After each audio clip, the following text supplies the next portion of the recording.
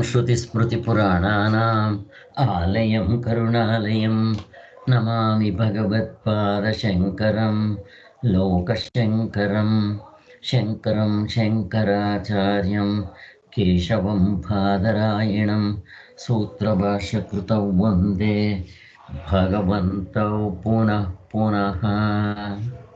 जय गुरुदेव, जय ಶ್ರೀರಾಮ್.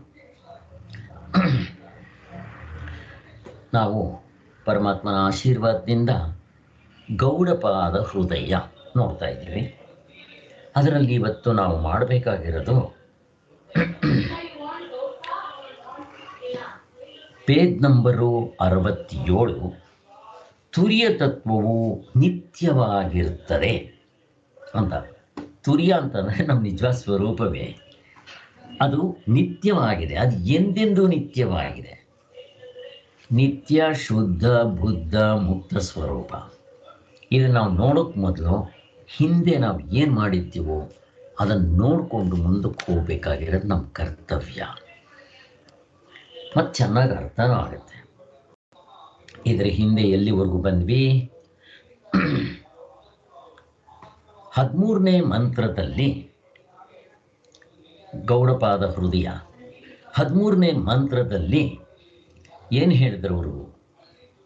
ದ್ವೈತವನ್ನು ತಿಳ್ಕೊಳ್ಳದೆ ಇರೋದು ಪ್ರಾಜ್ಞ ಅಂತ.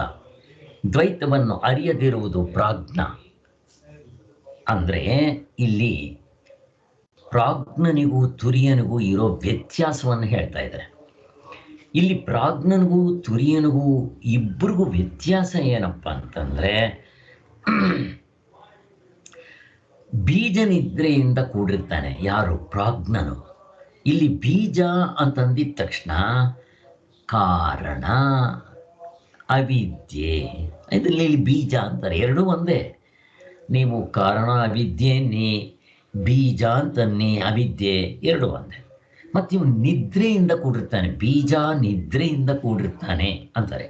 ಇಲ್ಲಿ ನಿದ್ರೆ ಅಂದರೆ ಏನು ನಮಗೆ ಗೊತ್ತಾಗಿದೆ ಇವಾಗ. ನಿದ್ರೆ ಅಂದಿದ ತಕ್ಷಣ ಇದ್ದದ್ದು ಇದ್ದಾಗ ತಿಳ್ಕೊಂಡಿಲ್ಲ, ಅಗ್ರಹಣ. ಯಾರು? ಪ್ರಾಜ್ಞನು. ತುರಿಯನಿಗೆ ಅವಿಲ್ಲ, ಅವನಿಗೆ ನಿದ್ರೆ ಇಲ್ಲ, ಕನಸಿಲ್ಲ. ನಿದ್ರೆ ಇಲ್ಲ ಅಂತಂದರೆ ಅವನು ಇದ್ದದ್ದನ್ನು ಇದ್ದಾಗ ತಿಳ್ಕೊಂಡ್ಬಿಟ್ಟಿದ್ದಾನೆ, ಆದ್ದರಿಂದ ಅವನಿಗೆ ನಿದ್ರೆ ಇಲ್ಲ, ಕಾರಣ ವಿದ್ಯೆ ಇಲ್ಲ, ಬೀಜ ನಿದ್ರೆ ಇಲ್ಲ. ಇನ್ನು ಎಚ್ಚರ ಕನಸುಗಳ ಥರ ತಪ್ಪಾಗಿ ತಿಳ್ಕೊಂಡಿದ್ದಾನ ಅಂದರೆ ಅನ್ಯತಾ ಗ್ರಹಣವಾಗಿದೆಯಾ? ಅದು ಇಲ್ಲ. ಆದ್ದರಿಂದ ಅವನು ನಿಜವಾದ ತುರಿಯನು. ಅಲ್ಲಿಗೆ ಅವನು ನಿದ್ರೇನೂ ಇಲ್ಲ, ಕನಸು ಇಲ್ಲ ಅಂತಾರೆ. ಬಟ್ ಇಲ್ಲಿ ಹೇಳಿರೋದು 13ನೇ ಮಂತ್ರದಲ್ಲಿ ಅವನಿಗೆ,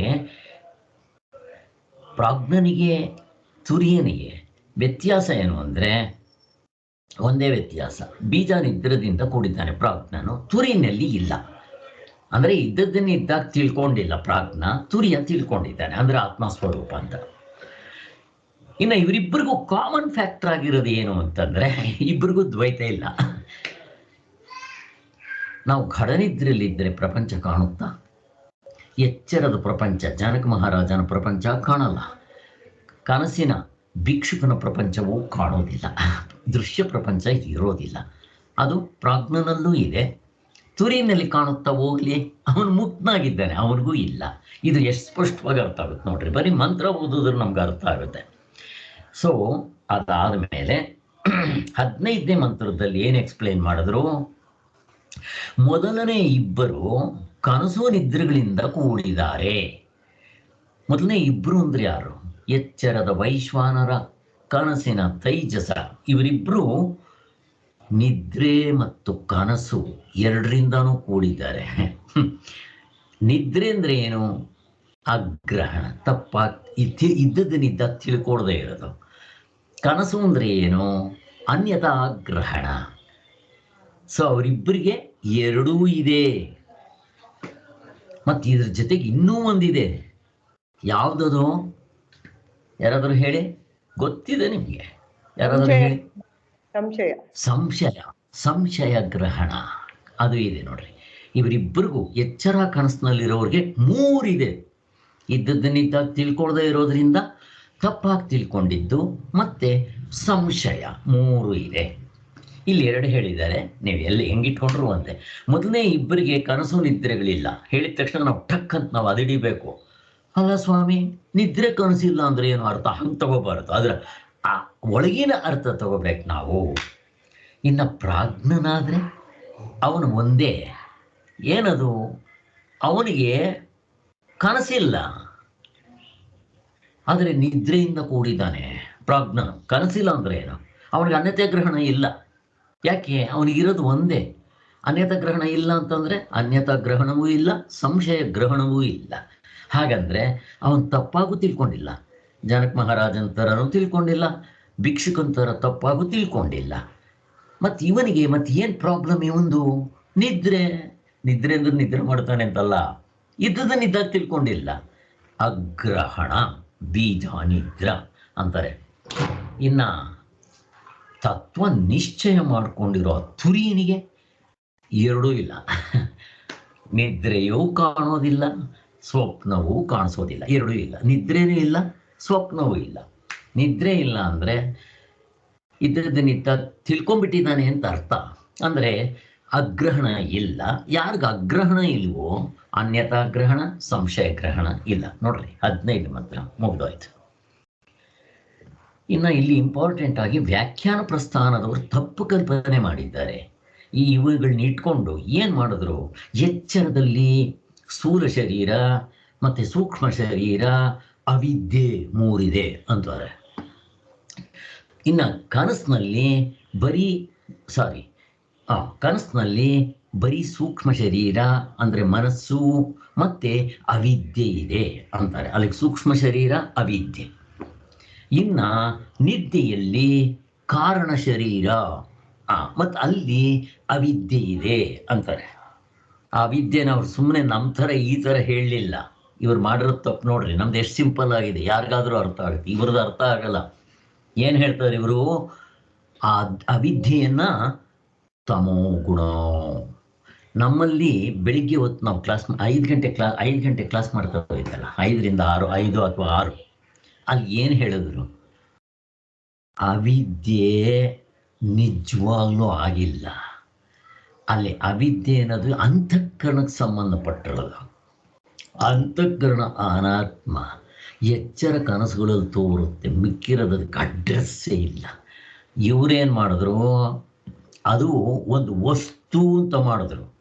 ಹಾಗೂ ಹಗ್ಗಕ್ಕೂ ಮಧ್ಯದಲ್ಲಿ ಒಂದು ಪದರ ಇದೆ, ಒಂದು ಗೋಡೆ ಇದೆ, ಅದಕ್ಕೆ ನಮ್ಗೆ ಹಗ್ಗ ಕಾಣಲಿಲ್ಲ ಅಂತ ಮಾಡಿಟ್ರು. ಅದಕ್ಕೆ ಅಲ್ಲಿ ಏನಾದರೂ ಒಂದು ಗೋಡೆ ಇರಬೇಕು, ಒಂದು ವಸ್ತು ಇರಬೇಕು. ಅದಕ್ಕೆ ಭಾವರೂಪ. ವಸ್ತು ಇದೆ ಅಂದರೆ ಭಾವ, ಇಲ್ಲದೆ ಇರೋದಕ್ಕೆ ಹಗ್ಗ. ಹಾವಿಗೆ ಅಭಾವ ಅಂತಾರೆ, ಅಲ್ಲಿ ಹಾವಿಲ್ಲ. ಹಾಗಾದರೆ ಭಾವ ಅಂದರೆ ಯಾವುದು? ಹಗ್ಗ. ಇರೋದಕ್ಕೆ ಹಗ್ಗದಕ್ಕೆ ಭಾವ ಅಂತಾರೆ. ಹಾಗೆ ಇವರು ಒಂದು ತಮೋ ಗುಣದಿಂದ ಕೂಡಿರೋ ಅವಿದ್ಯೆ, ಮತ್ತು ಅದು ಅನಿರ್ವಚನೀಯವಾಗಿದೆ, ಮತ್ತು ಅದು ಮೂಲ ಅವಿದ್ಯೆಯಿಂದ ಕೂಡಿದೆ. ಆಮೇಲೆ ಅದು ಭಾವರೂಪದಿಂದ ಇದೆ. ಮತ್ತು ಇದಕ್ಕೊಂದು ಕಾರಣ ಹೇಳಬೇಕಲ್ವ? ಅದಕ್ಕೆ ಉಪಾದಾನ ಕಾರಣ. ಇಷ್ಟು 4-5 ಪಾಯಿಂಟ್ ಹೇಳ್ತಾರೆ. ಈ ಒಂದು ಹೊಂದೋದಿಲ್ಲ, ನಮ್ಮ ಅನುಭವಕ್ಕೊಂದಲ್ಲ, ಶಾಸ್ತ್ರದಲ್ಲಿಲ್ಲ, ಕಾರ್ಖಾನೆಯಲ್ಲಿಲ್ಲ, ಪ್ರಸ್ಥಾನತ್ರಯದಲ್ಲಿಲ್ಲ, ಅನುಭವದಲ್ಲಿಲ್ಲ, ಸಾರ್ವತ್ರಿಕ ಪೂರ್ಣ ಅನುಭವಕ್ಕೆ ಹೊಂದಲ್ಲ, ಯುಕ್ತಿಗೆ ಹೊಂದಲ್ಲ ಅಂತ ಒಂದೇ ಸರ ಹೊಡೆದಾಕ್ಬಿಟ್ರು. ಇವ್ರು ಯಾಕೆ ಹಿಂಗೆ ಮಾಡಿದ್ರು ಅಂತಂದರೆ ಅವಸ್ಥಾತ್ರಯವನ್ನು ಪಂಚಕೋಶಗಳಿಗೆ ಮಿಕ್ಸ್ ಮಾಡಿ, ಹಾಗೆ ಹೇಳಿದ್ನಲ್ಲ, ಈ ಈ ಅನ್ನಮಯ, ಪ್ರಾಣಮಯ ಸ್ಥೂಲ ಶರೀರನಂತೆ, ಅದೇ ರೀತಿ ಮನೋಮಯ, ವಿಜ್ಞಾನಮಯ ಸೂಕ್ಷ್ಮ ಶರೀರ, ಇನ್ನು ಆನಂದಮಯ ಕಾರಣ ಶರೀರ, ಅದನ್ನು ಘಡನಿದ್ರೆಯಲ್ಲಿರುತ್ತೆ ಅಂತ ಹೀಗೆ ಮಾಡಿ ಒಟ್ಟಿನಲ್ಲಿ ಎಲ್ಲ ಗಬ್ಬೆ ಬರೆಸ್ಬಿಟ್ರು. ಇದು ನಮಗೆ ಬೇಡ. ನೆಕ್ಸ್ಟು, ತುರಿಯನಲ್ಲಿ ಯಾವ ಅವಿದ್ಯೆಯೂ ಇಲ್ಲ. ತುರಿಯನಲ್ಲ, ಪ್ರಾಜ್ಞನಲ್ಲೂ ಇಲ್ಲ. ಪ್ರಾಜ್ಞನಲ್ಲಿ ಇಲ್ಲ ಅಂತ ಹೆಂಗೆ ಹೇಳ್ತೀರಾ ಅಂದರೆ, ನಾವೆಲ್ಲ ಆತ್ಮನ ಗುರುತಿಸ್ತೀವಿ. ಹೇಗೆ? ಆ ಮಂತ್ರದಲ್ಲಿ ಮಿಕ್ಕಿರೋ ನೆಕ್ಸ್ಟ್ ಅರ್ಥ ನೋಡ್ರಿ. ಸರ್ವೇಶ್ವರ, ಸರ್ವಜ್ಞ, ಅಂತರ್ಯಾಮಿ, ಯೋನಿ, ಅವನಿಂದಲೇ ಸೃಷ್ಟಿ ಸ್ಥಿತಿ ಲಯ ಆಗಿರೋದು ಅಂತ ಭಗವಂತ ಬಾಯಿ ಬಿಟ್ಟು ಹೇಳ್ತಾ ಇದ್ದಾನೆ. ಆದ್ದರಿಂದ ಅವನಿಗೆ ಅಜ್ಞಾನ ಅಂದರೆ ಎಂಥದ್ದು ಅಂತ ತಗೊಂಬಂದು ಒಟ್ಟಿನಲ್ಲಿ ಅವನ ಡಿಫೆಕ್ಟ್ ಏನು ಅಂದರೆ ಅಲ್ಲಿ ಇದ್ದಂಗೆ ತಿಳ್ಕೊಳ್ಳಲ್ಲ. ಆತ್ಮನಾಗಿರ್ತೀವಿ, ತಿಳ್ಕೊಳಕ್ ಬರೋದು. ಹಾಗಂದು ಎಚ್ಚರ ಕನಸಿನಲ್ಲಿ ಆತ್ಮನಾಗಿ ಇಲ್ವಾ? ಇದ್ದೀವಿ. ಮತ್ತೆ ಅಲ್ಲಿ ಯಾಕೆ ತಿಳ್ಕೊಂಡ್ಲಿಲ್ಲ? ಅಲ್ಲಿ ಆತ್ಮ ಅನಾತ್ಮಗಳ ಕಲಬೆರಿಕೆ ಸ್ಪಷ್ಟವಾಗಿ ಗೊತ್ತಾಗ್ತಾ ಇದೆ. ಗಾಢನಿದ್ರೆ ನಂಗೆ ಗೊತ್ತಾಗೋದಿಲ್ಲ. ಅಂದರೆ ಅನಾತ್ಮವೇ ಇಲ್ಲ, ಇರದೇ ಆತ್ಮಸ್ವರೂಪ. ಅದಕ್ಕೆ ನಾವು ಗುರ್ತಿಸ್ಬಿಡ್ತೀವಿ. ಅದು ಗುರ್ತಿಸಿದ್ರೆ ಮುಕ್ತನ ಆಗಲ್ಲ ಅನ್ನೋ ದೃಷ್ಟಿಯಿಂದ ಇನ್ನೊಂದು ಹೇಳಿದ್ರು, ಅವಸ್ಥೆಗಳು 3 ಇದೆ, ಅದ್ರ ಜೊತೆಗೆ 4ನೇ ತುರ್ಯ ಅನ್ನೋ ಅರ್ಥ ಅಲ್ಲ. ಗಾಢನಿದ್ರೆಯಲ್ಲಿ ನಾವು ಆತ್ಮನಾಗಿದ್ರು ನಮ್ಗಲ್ಲ ಆತ್ಮ ಅಂತ ಅನುಭವ ಆಗೋಲ್ಲ. ಹಾಗಾಗಿದ್ದಿದ್ರೆ ನಿಮ್ಮ ಶಾಸ್ತ್ರ ಮತ್ತೆ ಗುರುಗಳು ಯಾಕೆ ಬೇಕಾಗಿತ್ತು ಸ್ವಾಮಿ? ಅಲ್ಲ ತಿಪ್ಪೆಗೆ ಹಾಕ್ಬೋದಾಗಿತ್ತು. ಆದ್ರಿಂದ ಬೇಕದು. ಅದಕ್ಕೋಸ್ಕರ ತುರಿಯನ್ನು ಹೇಳಿದ್ರು ಅಂತ ಹೇಳಿ, ಇವನಲ್ಲಿರೋ ಡಿಫೆಕ್ಟ್ ತೆಗೆದ್ರೆ ಅವನೇ ತುರಿಯ. ಅಲ್ಲಿವರೆಗೂ ಹೋಗ್ಬೇಡ್ರಿ, ನೀವು ಕನಸಿನಲ್ಲಿರೋ ತೈಜಸ್ನಲ್ಲಿರೋ ಡಿಫೆಕ್ಟ್ ತೆಗಿರಿ, ಅವನೇ ಆತ್ಮ. ಹೇಳಬೇಕು ಅಂತಂದ್ರೆ ಅವನ ಆತ್ಮನೇ, ಯಾಕೆಂದ್ರೆ ಅವನು ಸಪ್ತಾಂಗ ಅಂತ ಹೇಳಿದ್ರು. ಆದರೂ ಈ ಪ್ರಾಜ್ಞನ ದೃಷ್ಟಿಯಿಂದ ನೋಡಿದಾಗ ಅವರಲ್ಲಿ ಅಂಗಗಳಿದೆ, ಉಪಾಧಿಗಳಿದೆ. ಅದು ಒಂದು. ಇನ್ನೂ ಸ್ವಲ್ಪ ಸೂಕ್ಷ್ಮವಾಗಿ ನೋಡಿದ್ರೆ ಅಲ್ಲಿ ಕಾರ್ಯ ಅವಿದ್ಯೆ ಇದೆ ಅಂತಾರೆ. ಅಂದರೆ ಸ್ವಪ್ನ ಇದೆ ಅಂದರೆ ತಪ್ಪಾಗಿ ತಿಳ್ಕೊಳ್ಳೋದು, ಸಂಶಯ ಇರೋದ್ರಿಂದ ಅವೆರಡು ತೆಗೆದಾಕಿದ್ರೆ ಆಗುತ್ತೆ. ಅಲ್ಲಿವರೆಗೂ ಹೋಗ್ಬೇಡಪ್ಪ ನೀನು. ಎಚ್ಚರ ಕನಸುಗಳಲ್ಲಿ ಏಕೋನಂಶತಿ ಮುಖ 19 ಮುಖಗಳಂತೀಯಲ್ಲ, ನಾನು ನನ್ನದು ಅನ್ನೋ ಅಹಂಕಾರ ಬಿಟ್ಟರೆ ಅದೇ ತುರ್ಯನಪ್ಪ ಅಂತ ಸ್ಪಷ್ಟವಾಗಿ ತೋರಿಸ್ಕೊಂಡ್ರು. 15ನೇ ಮಂತ್ರ ಏನು ಹೇಳಿದ್ರು? 15ನೇ ಮಂತ್ರದಲ್ಲಿ ಬೇರೆಯಾಗಿ ತಿಳಿಯುವವನಿಗೆ ಸ್ವಪ್ನವೋ. ಇಲ್ಲಿ ನೋಡ್ರಿ ಎಷ್ಟು ಚೆನ್ನಾಗಿದೆ. ಅದನ್ನೇ ತಿರ್ಗಿಸಿ ಹೇಳ್ತಾರೆ. ನಮ್ಗೆ ಇವಾಗ ಅವ್ರು ಹೆಂಗ್ ಬೇಕಾದ್ರೂ ಹೇಳಿ ಟಕ್ ಅಂತ ಹಿಡಿದು ಬಿಡ್ತೀವಿ. ಬೇರೆಯಾಗಿ ತಿಳಿಯುವವನಿಗೆ ಸ್ವಪ್ನ. ಸ್ವಪ್ನ ಅಂತಂದ್ರೆ ಇಲ್ಲಿ ಎಚ್ಚರ ಕನಸು ಎರಡನ್ನು ಸ್ವಪ್ನಕ್ಕೆ ಹಾಕ್ತಾರೆ. 3 ಅವಸ್ಥೆಗಳನ್ನ 2 ಮಾಡ್ತಾರೆ ಕಾರಿಕೆನಲ್ಲಿ. ಒಂದು ಪ್ರಾಜ್ಞ, ಅದನ್ನು ನಿದ್ರೆ ಅಂತಾರೆ, ಇದನ್ನ ಸ್ವಪ್ನ ಅಂತಾರೆ. ಅಲ್ಲಿ ನಮಗೆ ಭಾಷ್ಯದಲ್ಲಿ ಹೇಗೆ ಮಾಡಿದ್ರು, ಕಾರಿಕೆ ಮತ್ತು ಭಾಷ್ಯ ನೋಡೋದಕ್ಕೆ ಡಿಫ್ರೆಂಟ್ ಕಾಣುತ್ತೆ, ಅರ್ಥ ಒಂದೇ. ಅಲ್ಲಿ ಭಾಷ್ಯದಲ್ಲಿ ಏನು ಮಾಡಿದ್ರು, ಅಲ್ಲಿ ದೃಶ್ಯ ಪ್ರಪಂಚ ಅದೃಶ್ಯ ಪ್ರಪಂಚ ಅಂತ ಮಾಡಿದ್ರು. ದೃಶ್ಯ ಪ್ರಪಂಚ ಅಂದರೆ ಏನು? ಎಚ್ಚರ ಕನಸಿನಲ್ಲಿ ಪ್ರಪಂಚ ತೋರ್ತಾ ಇರುತ್ತೆ. ಇಲ್ಲಿ ಇವರು ಅದನ್ನ ಸ್ವಪ್ನ ಅಂತ ಕರೆದ್ರೆ ಅಲ್ಲಿ ಕಾರಣ ಅವಿದ್ಯೆ ಇದೆ, ಎಲ್ಲ ಒಂದೇ. ಅಥವಾ ಅನ್ಯತಾ ಗ್ರಹಣವಿದೆ, ಸಂಶಯ ಗ್ರಹಣವಿದೆ. ಅನ್ಯತಾ ಗ್ರಹಣ ಅಂದರೆ ತಪ್ಪಾಗಿ ತಿಳ್ಕೊಳ್ಳೋದು. ಎಚ್ಚರದಲ್ಲಿ ಜನಕ ಮಹಾರಾಜ ಅಂತ ತಿಳ್ಕೊತಾನೆ, ಇವನು ಆತ್ಮನಾಗಿದ್ರು ಜನಕ ಮಹಾರಾಜ ಅಂತ ತಿಳ್ಕೊತಾನೆ. ಕನಸಿನಲ್ಲಿ ತೈಜಸನಾಗಿದ್ರು ಅವನು ಭಿಕ್ಷುಕ ಅಂತ ತಿಳ್ಕೊತಾನೆ, ಏಕೋನಂಶತಿ ಮುಖ ಅಂತ ತಿಳ್ಕೊತಾನೆ. ಅದು ಅದರಿಂದ ಅಷ್ಟೇ, ಇನ್ನೇನಿಲ್ಲ. ಕಾರಿಕೆಗೂ ನಮ್ಮ ಪ್ರಸ್ಥಾನತ್ರಕ್ಕೂ ಇಷ್ಟೇ ವ್ಯತ್ಯಾಸ. ಇವರು ಇದನ್ನ ಸ್ವಪ್ನ ಅಂತ ಕರೀತಾರೆ, ಅವರನ್ನು ದೃಶ್ಯ ಅಂತ ಕರೀತಾರೆ. ಸ್ವಪ್ನ ಅಂದರೆ ಕಾಣ್ತಾ ಇರೋದು, ತಪ್ಪಾಗಿ ತಿಳ್ಕೊಳ್ಳೋದು, ಎರಡರಲ್ಲೂ ಇದೆ ಎಚ್ಚರ ಕನಸಿನಲ್ಲಿ. ಆದ್ದರಿಂದ ಇಲ್ಲಿ ಬೇರೆಯಾಗಿ ತಿಳಿಯುವವನಿಗೆ ಸ್ವಪ್ನವು. ಇಲ್ಲಿ ಎಚ್ಚರ ಕನಸುಗಳಲ್ಲಿ ಬೇರೆಯಾಗಿ ತಿಳ್ಕೊತಾರೆ, ಅದು ಸ್ವಪ್ನ. ಸಂಶಯ ಅನ್ಯತಾ ಗ್ರಹಣ ಇರುತ್ತೆ. ಇನ್ನು ತತ್ವವರನ್ನು ಅರಿದಿರೋ ನಿದ್ರೆಗೆ ಬರೀ ನಿದ್ರೆ ಅಷ್ಟೇ. ನಿದ್ರೆ ಅಂದರೆ ಏನು? ಅಲ್ಲಿ ಅಗ್ರಹಣ ಇದ್ದದ್ದನ್ನಿದ್ದ ತಿಳ್ಕೊಳ್ಳಲಿಲ್ಲ. ಇನ್ನು ತುರಿನಲ್ಲಿ ಏನು? ಇವೆರಡೂ ಇಲ್ಲ, ಅಷ್ಟೇ, ಮುಗಿದೋಯ್ತು. ಇವೆರಡು ತಪ್ಪು ಕಲ್ಪನೆಯು ಕ್ಷಯವಾದರೆ 4ನೇವನಾದ ತುರ್ಯನೇ ಪಡ್ಕೊಂಡ್ಬಿಡ್ತಾನೆ, ಅವನು ತುರ್ಯನಾಗಿರ್ತಾನೆ ಅಂತ ಅಷ್ಟೇ. ಎಷ್ಟು ಚೆನ್ನಾಗಿ ಅರ್ಥ ಆಗುತ್ತೆ ನೋಡ್ರಿ. ಮಂತ್ರ ನಮಗೆ ಅರ್ಥ ಆಗುತ್ತೆ, ಅಷ್ಟು ಚೆನ್ನಾಗಿ ಬರೆದಿದ್ದಾರೆ. ಕಾರಿಕೆಗಳಾಗಲಿ ಪ್ರಸ್ಥಾನತ್ರಯ ಭಾಷೆ ನಿಜವಾಗ್ಲೂ ಸಿಂಪಲ್ ಆಗಿದೆ. ಅದಕ್ಕೆ ಅದನ್ನು ನಮಗೆ ಇವಾಗ ಕಾರಿಕೆ ನಮಗೆ ಓದ್ತಾ ಇದ್ರೆ ನಮ್ಗೆ ಅರ್ಥ ಆಗುತ್ತೆ, ನಮ್ಮಂಥ ದಡ್ಡರಿಗೆ ಅಂತ. ಅಂದರೆ ಇನ್ನು ಪಂಡಿತರಿಗೆ ಅವರು 12 ವರ್ಷಗಳ ಕಾಲ ಗುರುಕುಲದಲ್ಲಿ ಓದ್ಕೊಂಡು ಬ್ರಹ್ಮಚರ್ಯ ಪಾಲನೆ ಮಾಡ್ಕೊಂಡು ಬಂದವ್ರಿಗೆ ಇದೇನು ಕಷ್ಟ ಇದೆಯಾ? ಇವರು ಸರಿಯಾದ ದಾರಿ ಬಿಟ್ಟಿರೋದ್ರಿಂದ, ಹೈವೇ ಬಿಟ್ಟರು, ಬೇರೆ ರೋಡ್ಗೆ ಹೋದ್ರು ತುಂಬ ಕಷ್ಟ ಅನುಭವಿಸಿದ್ರು. ಇನ್ನು ತುರ್ಯ ಪ್ರಾಪ್ತಿ ಹೇಗೆ ಸ್ವಾಮಿ? ಮೋಕ್ಷ ಹೇಗಾಗುತ್ತೆ ಸ್ವಾಮಿ ಅಂತ ಕೇಳಿದ್ದಕ್ಕವರು ಅದನ್ನೆಲ್ಲ ಎಕ್ಸ್ಪ್ಲೈನ್ ಮಾಡ್ತಾ ಬಂದರು. ಅಲ್ಲಿ ತುರ್ಯ ಪ್ರಾಪ್ತಿ ಅಂದ್ರೆ ಏನು? ನಿದ್ರೆ ಇರಬಾರ್ದು, ಸ್ವಪ್ನ ಇರಬಾರ್ದು, ಸ್ಪಷ್ಟವಾಗಿ ಹೇಳ್ಬಿಟ್ರು. ಅದೆಲ್ಲ ಬಿಡಿಸ್ಕೊಂಡಿದ್ವಿ ಇವಾಗ ತಾನೆ. ಆಮೇಲೆ ತುರ್ಯ ಅನ್ನೋದು ಒಂದು ಅವಸ್ಥೆ ಎಲ್ಲ ಚೆನ್ನಾಗಿ ತಿಳ್ಕೋಬೇಕು. ಫಸ್ಟ್ ಆಫ್ ಆಲ್ 3 ಅವಸ್ಥೆಗಳು ನಿಜವಾಗ್ಲೂ ಇದೆಯಾ? ಇಲ್ಲ. ಈಗ 3 ಅವಸ್ಥೆನ 2 ತಂದಿದ್ದಾರೆ. ಒಂದು ನಿದ್ರೆ, ಇನ್ನೊಂದು ಸ್ವಪ್ನ. ಈಗ ಮುಂದಕ್ಕೆ ತಗೊಂಡು ಹೋಗ್ತಾರೆ, ಒಂದರಲ್ಲಿ ನಿಲ್ಲಿಸ್ಬಿಡ್ತಾರೆ, ಅದನ್ನು ನಿದ್ರೆ ಅಂತ ಕರೆದು ಬಿಡ್ತಾರೆ. ಆಮೇಲೆ ಅದನ್ನೂ ಇರೋದಿಲ್ಲ. ಏನಾದರೂ ಇಲ್ಲಿ ಒಟ್ಟಿನಲ್ಲಿ ಅವಸ್ಥೆಗಳು 3 ಅಲ್ಲ, ತುರಿನು 4ನೇವನೂ ಅಲ್ಲ. ಮತ್ತು ಇವನ್ನೇನಂತಾರೆ? ಇವುಗಳನ್ನ ಮಾಯಾ ಅವಸ್ಥೆಗಳು. ಮ್ಯಾಜಿಷಿಯನ್ನು ಎಲ್ಲವನ್ನೂ ಸೃಷ್ಟಿ ಮಾಡ್ತಾನೆ, ನಿಜವಾಗ್ಲೂ ಏನೂ ಸೃಷ್ಟಿ ಆಗಿರಲ್ಲ. ಹಾಗೆ ಇದನ್ನು ನಮ್ಮ ದೃಷ್ಟಿಕೋನವನ್ನು ಹಿಡಿದು ತೋರ್ಸಕ್ಕೆ ಕರ್ಕೊಂಡು ಹೋಗ್ತಾ ಇರೋದು ಅಂತ ಹೇಳಿ, ಮರಳು ಕಾಡಿನೆಲ್ಲ ಅವನು ಮಲಗಿದ್ದಾಗ ಒಂಟೆ ಕರ್ಕೊಂಡು ಆ ಕಾಲು ಗುರುತಿಸಿ ಅವನು ಆ ಒಂಟೆನ ಹೇಗೆ ಹುಡುಕ್ತಾನೋ ಹಾಗೆ ನಾವು ಎಚ್ಚರ, ಕನಸು, ನಿದ್ದೆ ಅನ್ನೋ ಈ ಕಾಲು ಗುರುತುಗಳನ್ನ ಇಟ್ಕೊಂಡು, ಅದಕ್ಕೆ ಪಾದ ಅಂತ ಅನ್ನೋದು, ನಾವು ಆತ್ಮತತ್ವ ನಿಂತ್ಕೋಬಹುದು ಅನ್ನೋ ದೃಷ್ಟಿಯಿಂದ ತುರ್ಯ ಅಂದರೆ ಅದು ಮಾತ್ರ ಅಲ್ಲ, ಎಚ್ಚರ ಕನಸುಗಳು ಕೂಡ ಯಾವುದು ಅವಸ್ಥೆ ಅಲ್ಲ ಅಂತ ಹೇಳಿ.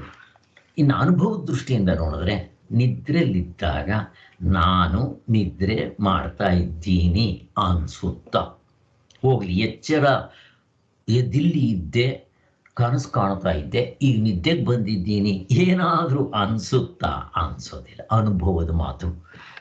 ಆದ್ದರಿಂದ ಅಲ್ಲಿ ಸಾಕು. ಇವತ್ತು ನಾನು ತುರ್ಯ ತತ್ವವು ನಿತ್ಯವಾಗಿರುತ್ತದೆ ಅಲ್ಲಿಂದ ಶುರು ಮಾಡಬೇಕು. ಇದು 67ನೇ ಪೇಜು. ಇಲ್ಲಿಂದ ನೋಡೋಣ. ಆಮೇಲೆ ಇದಕ್ಕಿಂತ ಹಿಂದೆ ಈ ತುರ್ಯ ತತ್ವ ಎಂಬುದು ಅವಸ್ಥೆ ಅಲ್ಲ, ಅದು ಮಾತ್ರ ಅಲ್ಲ, ಯಾವುದೋ ಅವಸ್ಥೆ ಅಲ್ಲ ಅಂತ ಹೇಳಿದ್ರು ಅಂತ ಹೇಳಿ ಇನ್ನೊಂದು ಮುಖ್ಯವಾದ ಪಾಯಿಂಟ್ ಸ್ವಾಮಿಗಳು ಬರೆದಿದ್ದಾರೆ ಇಲ್ಲಿ. ಅದನ್ನು ನೋಡ್ಕೊಂಡ್ಬೇಡ. ಏನು ಹೇಳಿದ್ರು? ಈ ಅವಸ್ಥೆಗಳು ನಿಜ ಅಂತ ಹಿಡ್ಕೊಂಡ್ರೆ ಏನಾಗುತ್ತೆ ಅಂತ. ಈಗಿನ ವ್ಯಾಖ್ಯಾನಕಾರರು ಏನು ಮಾಡಿದ್ರು ಅವರು ಅಂದರೆ, ಅವಸ್ಥೆಗಳನ್ನ ಸತ್ಯವಾಗಿ ಹಿಡ್ಕೊಂಡ್ಬಿಟ್ರು. ಹಿಡ್ಕೊಂಡಿದ್ದ ತಕ್ಷಣ ಏನಾಯಿತು? ಎಚ್ಚರ, ಕನಸು, ನಿದ್ದೆಯಲ್ಲಿ ಆತ್ಮ ಇಲ್ಲ. ಯಾಕೆ? ಅಲ್ಲಿ ಸ್ಥೂಲ ಶರೀರ ಮತ್ತು ಅವಿದ್ಯೆ ಇದೆ, ಅದಕ್ಕೆ ಆತ್ಮ ಇಲ್ಲ. ಅಲ್ಲಿ ಕನಸಿನಲ್ಲಿ ಸೂಕ್ಷ್ಮ ಶರೀರ, ಅವಿದ್ಯೆ ಇದೆ. ನಿದ್ದೆಯಲ್ಲಿ ಅವಿದ್ಯೆ ಇದೆ, ಕಾರಣ ಶರೀರ ಇದೆ. ಕಾರಣ ಶರೀರ ಎಲ್ಲೂ ಇಲ್ಲ, ಇದೆ. ಆದ್ದರಿಂದ ಈ 3ರಲ್ಲೂ ಆತ್ಮ ತಿಳ್ಕೊಳ್ಳೋಕೆ ಬರಲ್ಲ. ಅದಕ್ಕೆ 4ನೇ ಒಂದು ಅವಸ್ಥೆನ ಇವರು ಸೃಷ್ಟಿ ಮಾಡಿಕೊಂಡು ಅಲ್ಲಿ ನಾವು ಮುಕ್ತನಾಗಬೇಕು. ಏನು ಮಾಡ್ಬೇಕು ಅವಾಗ? ನನಗೆ ಪ್ರಪಂಚದಲ್ಲಿ ಕೊಟ್ಟಿರೋದೆ ಎಚ್ಚರ, ಕನಸು, ನಿದ್ದೆ. ಈ 3ರಲ್ಲೂ ಅವಿದ್ಯೆ ಇದೆ. ಅವಿದ್ಯೆ ಇಲ್ಲದೆ ಇರೋದು ಯಾವುದು? 4ನೇದು ಅಂತ ಅವ್ರು ಭಾವನೆ ಮಾಡ್ಕೊಂಡಿರೋದು. ಮಾಡಿಕೊಂಡ್ರೆ ಏನಾಗುತ್ತೆ ಗೊತ್ತಾ? ನನಗಿರದೆ ಹುಟ್ಟದಾಗಲಿಂದ ಸಾಯೋವರೆಗೂ, ಬೆಳಗ್ಗೆಯಿಂದ ರಾತ್ರಿವರೆಗೂ 3 ಅವಸ್ಥೆಗಳು ಬಿಟ್ಟರೆ 24 ಗಂಟೆಯಲ್ಲಿ ತೋರಿಸಿ ಸ್ವಾಮಿ ಯಾವುದಾದ್ರೂ ಇಲ್ಲ. ಇವರು ಹೇಳೋ ಅವಸ್ಥೆ ನನಗೆ ಗೊತ್ತಿಲ್ಲದೆ ಇರೋದು. ಇವಾಗ ಆ ಅವಸ್ಥೆನ ಹೆಂಗೆ ಪಡಿಬೇಕು? ಎಚ್ಚರ, ಕನಸು, ನಿದ್ದೆಯಿಂದ ಆಗೋದಿಲ್ಲ. ಮತ್ತೇನು ಮಾಡಬೇಕು? 4ನೇ ಒಂದು ಅವಸ್ಥೆ ಅನ್ನೋದನ್ನು ಸೃಷ್ಟಿ ಮಾಡಿದ್ರು, ಅದನ್ನು ಪಡಿಬೇಕು. ಮೋಕ್ಷ ಅಂದರೆ ಪಡೆಯೋದು, ಸ್ವರ್ಗ ನರಕಗಳನ್ನ ಹೋಗಿ ಪಡೆಯೋ ಹಂಗೆ ಪಡಿಬೇಕು ಅಂತ ಮಾಡಿದ್ರು. ಈಗ ಪಡಿಬೇಕಾದ್ರೆ ಏನು ಮಾಡಬೇಕು? ನಿಮ್ಮ ಉಪನಿಷತ್ತುಗಳಲ್ಲಿ ಏನೇನು ಹೇಳುತ್ತೋ ಅದು ಥಿಯರಿ ಆಯಿತು, ಪ್ರಾಕ್ಟಿಕಲ್ ಮಾಡ್ಕೋಬೇಕು. ಲ್ಯಾಬ್ರೇಟ್ರಿಗೆ ಹೋಗಿ, ಆ ಲ್ಯಾಬ್ರೇಟ್ರಿಗೆ ಹೋಗಿ ಏನು ಪ್ರಾಕ್ಟಿಕಲ್ ಮಾಡ್ಕೋಬೇಕು? ಪಾತಂಜಲಿಗಳು ಹೇಳೋ ಅಷ್ಟಾಂಗ ಯೋಗದಿಂದ ನಿರ್ವಿಕಲ್ಪ ಸಮಾಧಿ ಮಾಡ್ಕೋಬೇಕು. ಓಹೋ, ಸಮಾಧಿ ಅಂದರೆ ಏನು? ನಿರ್ವಿಕಲ್ಪ ಸಮಾಧಿ. ಆ ಸಮಾಧಿ ಮಾಡ್ಕೋಬೇಕಾದ್ರೆ ಅಷ್ಟಾಂಗ ಪ್ರಾಕ್ಟಿಕಲ್ ಮಾಡಿಕೊಂಡು ತತ್ವದಲ್ಲಿ ನಿಲ್ಲಬೇಕು ಅನ್ನೋದಾಯಿತು. ಈಗ ಸಾಧನೆ ಮಾಡೋವರೆಗೂ ಅದು ಸಿಗೋದಿಲ್ಲ. ಅಕಸ್ಮಾತ್ ಸಿಕ್ಕಿದ್ರು ಅದು ಮೋಕ್ಷ ಅಲ್ಲ. ಯಾಕೆ? ಪಾತಂಜಲಿಗಳು ದ್ವೈತ ಫಿಲಾಸಫಿಗಳು ಅಂತ ಸೂತ್ರ ಭಾಷೆಯಲ್ಲಿ ಸ್ಪಷ್ಟವಾಗಿ ಹೇಳಿದ್ದಾರೆ. ಇವರು ದ್ವೈತ ಫಿಲಾಸಫಿಗಳು ಅಂದರೆ ಅವರ ಅದ್ವೈತ ಫಿಲಾಸಫಿಯವರಲ್ಲ. ದ್ವೈತ ಫಿಲಾಸಫಿಯರು ಅಂದರೆ ಏನು ಅಂತಂದರೆ, ವೇದಗಳೇ ಅವ್ರನ್ನು ನಂಬ್ಕೊತಾರೆ. ಅವರು ಹೇಳೋದು ನನ್ನಲ್ಲೊಬ್ಬ ಆತ್ಮ ಇದ್ದಾನೆ, ಅವರು ಶರೀರನ ಆತ್ಮನಲ್ಲ, ಇದಕ್ಕೆ ಹಿಂದೆ ಇರೋ ಒಬ್ಬ ಆತ್ಮ, ನನ್ನ ಆತ್ಮ ಬೇರೆ, ನಿಮ್ಮ ಆತ್ಮ ಬೇರೆ ಅಂತ ಹೇಳ್ತಾರೆ. ಈ ದರ್ಶನಕಾರರೆಲ್ಲ ಹಾಗೆ ಹೇಳ್ತಾರೆ. ಯಾಕೆ? ಅಲ್ಲ ಸ್ವಾಮಿ, ನನಗೆ ಹೊಟ್ಟೆ ಹಸುವಾಗುತ್ತೆ, ನಾನು ಊಟ ಮಾಡಿಬಿಡ್ತೀನಿ. ನೀವು ಊಟ ಮಾಡಬಾರ್ದು, ಸುಮ್ಮನೆ ಇರ್ತೀರಾ? ನಿಮ್ಮ ಆತ್ಮ ನನ್ನ ಆತ್ಮ ಒಂದೇ ಆದರೆ ನಿಮಗೂ ಹೊಟ್ಟೆ ಹಸಾಗ ನಾನು ಊಟ ಮಾಡ್ತೀನಿ, ನನಗೆ ತೃಪ್ತಿ ಆಗ್ಬಿಡುತ್ತೆ. ನೀವು ಊಟ ಮಾಡಬಾರ್ದು ಹಾಗೆ ಪ್ರಶ್ನೆ ಕೇಳ್ತಾರೆ. ನಮ್ಗೆ ಉತ್ತರ ಗೊತ್ತು. ಇವರು ಅನಾತ್ಮದಲ್ಲಿ ಎಚ್ಚರ ಕನಸಿನಲ್ಲಿ ಇರೋದನ್ನ ಇಟ್ಕೊಂಡು ಪರಮಾತ್ಮನಿಗೆ ಹೋಲಿಸ್ಕೊಂಡು ಕಂಪೇರ್ ಮಾಡ್ತಾ ಇದ್ದಾರೆ. ಎಲ್ಲಾದರೂ ಉಂಟಾ? ಹಾಗೆ ಹಗ್ಗಕ್ಕೆ ಹಾವನ್ನ ಕಂಪೇರ್ ಮಾಡಿಕೊಂಡು ಹಾವು ವಿಷ ಇದೆ ಅಂದರೆ ಹಗ್ಗಕ್ಕೂ ವಿಷ ಇದೆ ಅಂತ ಹೇಳಿದ್ರೆ ಏನು ಹೇಳ್ಬೇಕು ಹೇಳ್ರಿ? ಹಂಗೆ ಹೇಳ್ತಾ ಇದ್ದಾರೆ. ಹೊಂದೋದಿಲ್ಲ. ನಮಗೆ ಗೊತ್ತಾಗೋಯ್ತು. ಏನಾದರೂ ಹೇಳ್ಕೊಳ್ಳಿ, ಇದು ಎಲ್ಲೂ ಕೂಡ ಪ್ರಸ್ಥಾನತ್ರಯದಲ್ಲಿ ಈ ಥರ ಇಲ್ಲ. ಅದಕ್ಕೋಸ್ಕರ ಇದು ಬೇಕಾಗೋದು ಇಲ್ಲ. ಆಮೇಲೆ ತತ್ವಮಸಿ ಶ್ವೇತಕೇತು ಅಂತ ಹೇಳೋದು 4ನೇ ಸಮಾಧಿ ಅವಸ್ಥೆ, ನಿರ್ವಿಕಲ್ಪ ಸಮಾಧಿ ಇಲ್ಲ ಹೇಳೋದು. ಈಗಲೇ ಇಲ್ಲೇ ಗುರುವಾದವನು ಎಚ್ಚರದಲ್ಲಿದ್ದಾನೆ. ಶಿಷ್ಯನಿಗೆ ತತ್ವಮಸಿ ನೀನು ಅದೇ ಆಗಿದ್ದೀಯಾ, ಎಚ್ಚರದಲ್ಲೇ ಈಗಲೇ ನೀನು ಇದನ್ನು ಬಿಟ್ಟರೆ, ನಾನು ನನ್ನದು ಬಿಟ್ಟರೆ ಆತ್ಮನೇ ಅಂತ ತೋರಿಸ್ಕೊಡ್ತಾರೆ. ಇಷ್ಟು ಸುಲಭವಾಗಿದೆ, ಸಾಕು. ಇನ್ನು ಇವಾಗ ಮುಂದಕ್ಕೆ ಹೋಗೋಣ. 67ನೇ ಪೇಜ್ನಲ್ಲಿ ತುರಿಯ ತತ್ವವು ನಿತ್ಯವಾಗಿರುತ್ತದೆ. ಇದೇನು? ಆದ್ದರಿಂದ ಎಚ್ಚರ ಕನಸು ನಿದ್ರೆಗಳೆಂಬುವು 3 ಬೇರೆ ಬೇರೆ ಅವಸ್ಥೆಗಳು ಅಲ್ಲ. ಎಚ್ಚರ ಅನ್ನೋದು ಒಂದು ಅವಸ್ಥೆ, ಕನಸು ಅನ್ನೋದು ಒಂದು ಅವಸ್ಥೆ, 3ನೇದು ನಿದ್ದೆ. ಈ 3 ಅವಸ್ಥೆಗಳನ್ನು ಕೌಂಟ್ ಮಾಡ್ರಿ ಅಂತಂದರೆ ಮಾಡೋಕ್ಕೆ ಬರೋಲ್ಲ, ಇಲ್ಲ. ಆದ್ದರಿಂದ ಇವನ್ನೇನಂತಾರೆ, ಮಾಯಾ ನಿದ್ರೆ, ಮಾಯಾ ಅವಸ್ಥೆಗಳು ಅಂತ ಕಂಡುಬಿಡ್ತಾರೆ. ಅದಕ್ಕೆ ನಿತ್ಯ ನಿರವಸ್ಥ ಆತ್ಮನಿಗೆ ಅವಸ್ಥೆಗಳು ಎಂದೆಂದೂ ಇಲ್ಲ ಅಂತ ಹೇಳೋದು. ಹಾವಿಗೆ ಎಂದಾದರೂ ವಿಷ ಇದೆಯಾ? ಹಗ್ಗಕ್ಕೆ ಎಂದಾದರೂ ವಿಷ ಇದೆಯಾ? ಹಾಗೆ ಹೇಳ್ಬಿಡ್ತಾರೆ. ಆದ್ದರಿಂದ ಎಚ್ಚರ ಕನಸು ನಿದ್ರೆಗಳೆಂಬುವು 3 ಬೇರೆ ಬೇರೆ ಅವಸ್ಥೆಗಳೇ ಅಲ್ಲ. ಯಾವಾಗ 3 ಅವಸ್ಥೆ ಇಲ್ವೋ, ತುರಿಯ ಅನ್ನೋದು ಅವಕ್ಕಿಂತ ಬೇರೆಯಾಗಿರೋ 4ನೇ ಅವಸ್ಥೆ ಅಲ್ಲವೇ ಅಲ್ಲ. ಅಲ್ಲಿಗೆ ಅವಸ್ಥೆಗಳು 4 ಅಂತ ಕೌಂಟ್ ಮಾಡ್ತಿರಲ್ಲ, ಹೊಂದದೇ ಇಲ್ಲ. ಆದ್ದರಿಂದ ತುರಿಯ 4ನೇದು ಅಂತ ಎಣಿಸಿಕೊಂಡಿರುವುದೂ ಇಲ್ಲ. ಇದನ್ನು ಮಾಂಡಿಕ್ಯ ಉಪನಿಷತ್ ಮಂಜರಿಯಲ್ಲಿ ಸ್ಪಷ್ಟವಾಗಿ ಮಾಡಿದ್ದಾರೆ. ಇನ್ನೊಂದು ಸಾರಿ ನೋಡ್ಬೋದು ನೀವು. ಅಲ್ಲಿ ಏನಾಯಿತು, ಇವ್ರ ಪ್ರಕಾರ ನಿದ್ರೆ ಅಂತಂದರೆ ಇದ್ದದ್ದನ್ನಿದ್ದಾಗ ಅರಿಲಿಲ್ಲ. ಮತ್ತೆ ಸ್ವಪ್ನ ಕನಸು ಅಂತಂದರೆ ಏನು? ಬೇರೆ ರೂಪದಲ್ಲಿ ತಿಳ್ಕೊಂಡಿದ್ದು, ಮುಗಿದೋಯ್ತು. ಇಷ್ಟೇ. ಏನದು ಬೇರೆ ರೂಪದಲ್ಲಿ? ಎಚ್ಚರದಲ್ಲಿ ಜನಕ ಮಹಾರಾಜ ಅಂತ ತಿಳ್ಕೊಂಡ, ಸಪ್ತಾಂಗ ಅಂತ ತಿಳ್ಕೊಂಡ್ಲಿಲ್ಲ. ಕನಸಿನಲ್ಲಿ ಅವನು ಭಿಕ್ಷುಕ ಅಂತ ತಿಳ್ಕೊಂಡ, 19 ಮುಖಗಳಿರೋ ಭಿಕ್ಷುಕ ಅಂತ ತಿಳ್ಕೊಂಡ. ಅವನು ತೈಜಸ ಅಂತ ತಿಳ್ಕೊಂಡ್ಲಿಲ್ಲ. ಆದ್ದರಿಂದ ಇವೆಷ್ಟು ಬಿಟ್ಟರೆ ಇನ್ನೇನೂ ಇಲ್ಲ. ಈ 2ರಲ್ಲಿ ಎಲ್ಲ ಅವಸ್ಥೆಗಳ ಅನುಭವಗಳು ಸೇರ್ಕೊಂಡ್ಬಿಡ್ತವೆ. ನೋಡ್ರಿ, ಇವಾಗ 2ಕ್ಕೆ ತಂದು ನಿಲ್ಲಿಸಿದ್ರು 3ಅನ್ನು. ನಾವು ಹೇಗೆ ದೃಶ್ಯ ಪ್ರಪಂಚ ಅದೃಶ್ಯ ಪ್ರಪಂಚ ಅಂತಂದ್ವು, ಇವರು ನಿದ್ದೆ ಕನಸು. ನಿದ್ದೆ ಅಂದರೆ ಇದ್ದದನ್ನು ತಿಳ್ಕೊಂಡ್ಲಿಲ್ಲ, ಕನಸು ಅಂದರೆ ತಪ್ಪಾಗಿ ತಿಳ್ಕೊಂಡ್ರು. ಇಷ್ಟೇ. ಈ ಎರಡೂ ಕಾಲದಲ್ಲಿ ಒಂದಾಗುತ್ತಲೆಂದು ಆಗುವ ಅವಸ್ಥೆ ಎಂದು ಭಾವಿಸುವುದೇ ತಪ್ಪು. ಎಲ್ಲಿ ಸ್ವಾಮಿ? ಕಾಲದಲ್ಲಿ ಆಗ್ಬಿಡ್ಲಿ ನೋಡೋಣ. ಇದು ಒಂದೇ ಕಾಲದಲ್ಲಿ. ನಿನ್ನೆ ಕೂಡ ನಿಮ್ಗೆ ಹೇಳಿದೆ, ನಿನ್ನೆ ಮೊನ್ನೆ ಯಾವಾಗ ಹೇಳಿದ್ನೋ ಗೊತ್ತಿಲ್ಲ, ಹೇಳಿರಬೇಕು ಅನ್ಕೊಂತೀನಿ ನಾನಿದು. ಕಾಲ ಅಂತಂದರೆ ಇವಾಗ ಫಾರ್ ಎಕ್ಸಾಂಪಲ್ ನಾನು ಬೆಂಗಳೂರಿಂದ ದಾವಣಗೆರೆಗೆ ಹೋಗ್ತೇನೆ ಅಂತ ಇಟ್ಕೊಳ್ರಿ ರೈಲಿನಲ್ಲಿ. ನಾನು ಇಲ್ಲಿಂದ ಹೋಗಿದ ತಕ್ಷಣ ತುಮಕೂರು ಸ್ಟೇಷನ್ ಸಿಗುತ್ತೆ, ಅದಾದಮೇಲೆ ಹಿರಿಯೂರು ಸ್ಟೇಷನ್ ಸಿಗುತ್ತೆ. ಈಗ ಬೆಂಗಳೂರು ಸ್ಟೇಷನ್ನು ಸತ್ಯವಾಗಿದೆ ಒಂದು ಕಡೆ ಒಂದೇ ಕಾಲದಲ್ಲಿ. ಇನ್ನು ನಾನು ಹಾಗೇ ಮುಂದಕ್ಕೆ ಹೋದರೆ ಕಾಲ ಪ್ರವಾಹ ಕಂಟಿನ್ಯೂ ಆದರೆ ಅಲ್ಲಿ ತುಮಕೂರು ಸ್ಟೇಷನ್ ಸಿಗುತ್ತೆ, ಅದೂ ಇದೆ, ಪಕ್ಕದಲ್ಲೇ ಇದೆ. ನಾನು ಬೇಕಾದರೆ ಏರೋಪ್ಲೈನಲ್ಲಿ ಹೋಡಿದ್ರೆ ಚೆನ್ನಾಗಿ ನೋಡ್ಬೋದು. ಇದು ಬೆಂಗಳೂರು ಸ್ಟೇಷನ್ನು ತುಂಬ ಮೇಲಲ್ಲ, ಸ್ವಲ್ಪ ನೀವು ಹೆಲಿಕಾಪ್ಟರ್ನಲ್ಲಿ ಹೋದರೆ ಸ್ಪಷ್ಟವಾಗಿ ನೋಡ್ಬೋದು. ಅದರಲ್ಲಿ ಎಸ್ಪೆಷಲಿ ನೀವು ಏರೋಪ್ಲೇನಲ್ಲಿ ಹೋಗ್ಬಿಟ್ರೆ ಏರೋಪ್ಲೇನ್ದು ಇದಿರುತ್ತಲ್ಲ, ಊರಿಗೀರೆಲ್ಲ ಸ್ಪಷ್ಟವಾಗಿ ನೋಡ್ಬೋದು ರಾತ್ರಿ ಹೊತ್ತು ಮೇಲ್ಗಡೆ, ಎಷ್ಟೇ ಮೇಲಕ್ಕೆ ಹೋಗ್ತಾ ಇದ್ರು. ಹಾಗೆ ಈಗ ಬೆಂಗಳೂರು ಸ್ಟೇಷನ್ನು ಇದೆ, ಅದರ ಪಕ್ಕದಲ್ಲಿ ತುಮಕೂರು ಸ್ಟೇಷನ್ ಇದೆ, ಅದರ ಪಕ್ಕದಲ್ಲಿ ಹಿರಿಯೂರು ಸ್ಟೇಷನ್ ಇದೆ. ಹೀಗೆ 3 ಆಯಿತು. 4ನೇ ಚಿತ್ರದುರ್ಗ ಸ್ಟೇಷನ್ ಇದೆ, ತುರಿಯ. ಹಾಗಿದೆಯಾ ಸ್ವಾಮಿ ಕಾಲದಲ್ಲಿ? ಇವಾಗ ನಿಮ್ಗೆ ಎಚ್ಚರ ಇದೆ, ಪಕ್ಕದಲ್ಲಿ ಕನಸನ್ನು ಇಡ್ರಿ ತೋರಿಸ್ರಿ ನೋಡೋಣ, ಪಕ್ಕದಲ್ಲಿ ನಿದ್ದೆ ಇಟ್ಟು ತೋರಿಸ್ರಿ, 3ಅನ್ನು ಕೌಂಟ್ ಮಾಡ್ರಿ ಅಂದರೆ ಮಾಡೋಕ್ಕೆ ಬರೋಲ್ಲ. ಯಾಕ್ರಿ? ಯಾಕೆ ಹೇಳ್ರಿ? ನಾನು ಪ್ರಶ್ನೆ ಕೇಳ್ತಾ ಇದ್ದೀನಿ. ಯಾಕೆ ಜೊತೆಲಿ ಇಡಕ್ಕೆ ಬರೋಲ್ಲ ಇಲ್ಲಿ? ಯಾರಾದರೂ ಬೇಗ ಪ್ಲೀಸ್ ಸರ್. ಹಾ, ಕ್ವಶನ್ ಏನು ಸರ್ ಹೇಳಿ ಸರ್.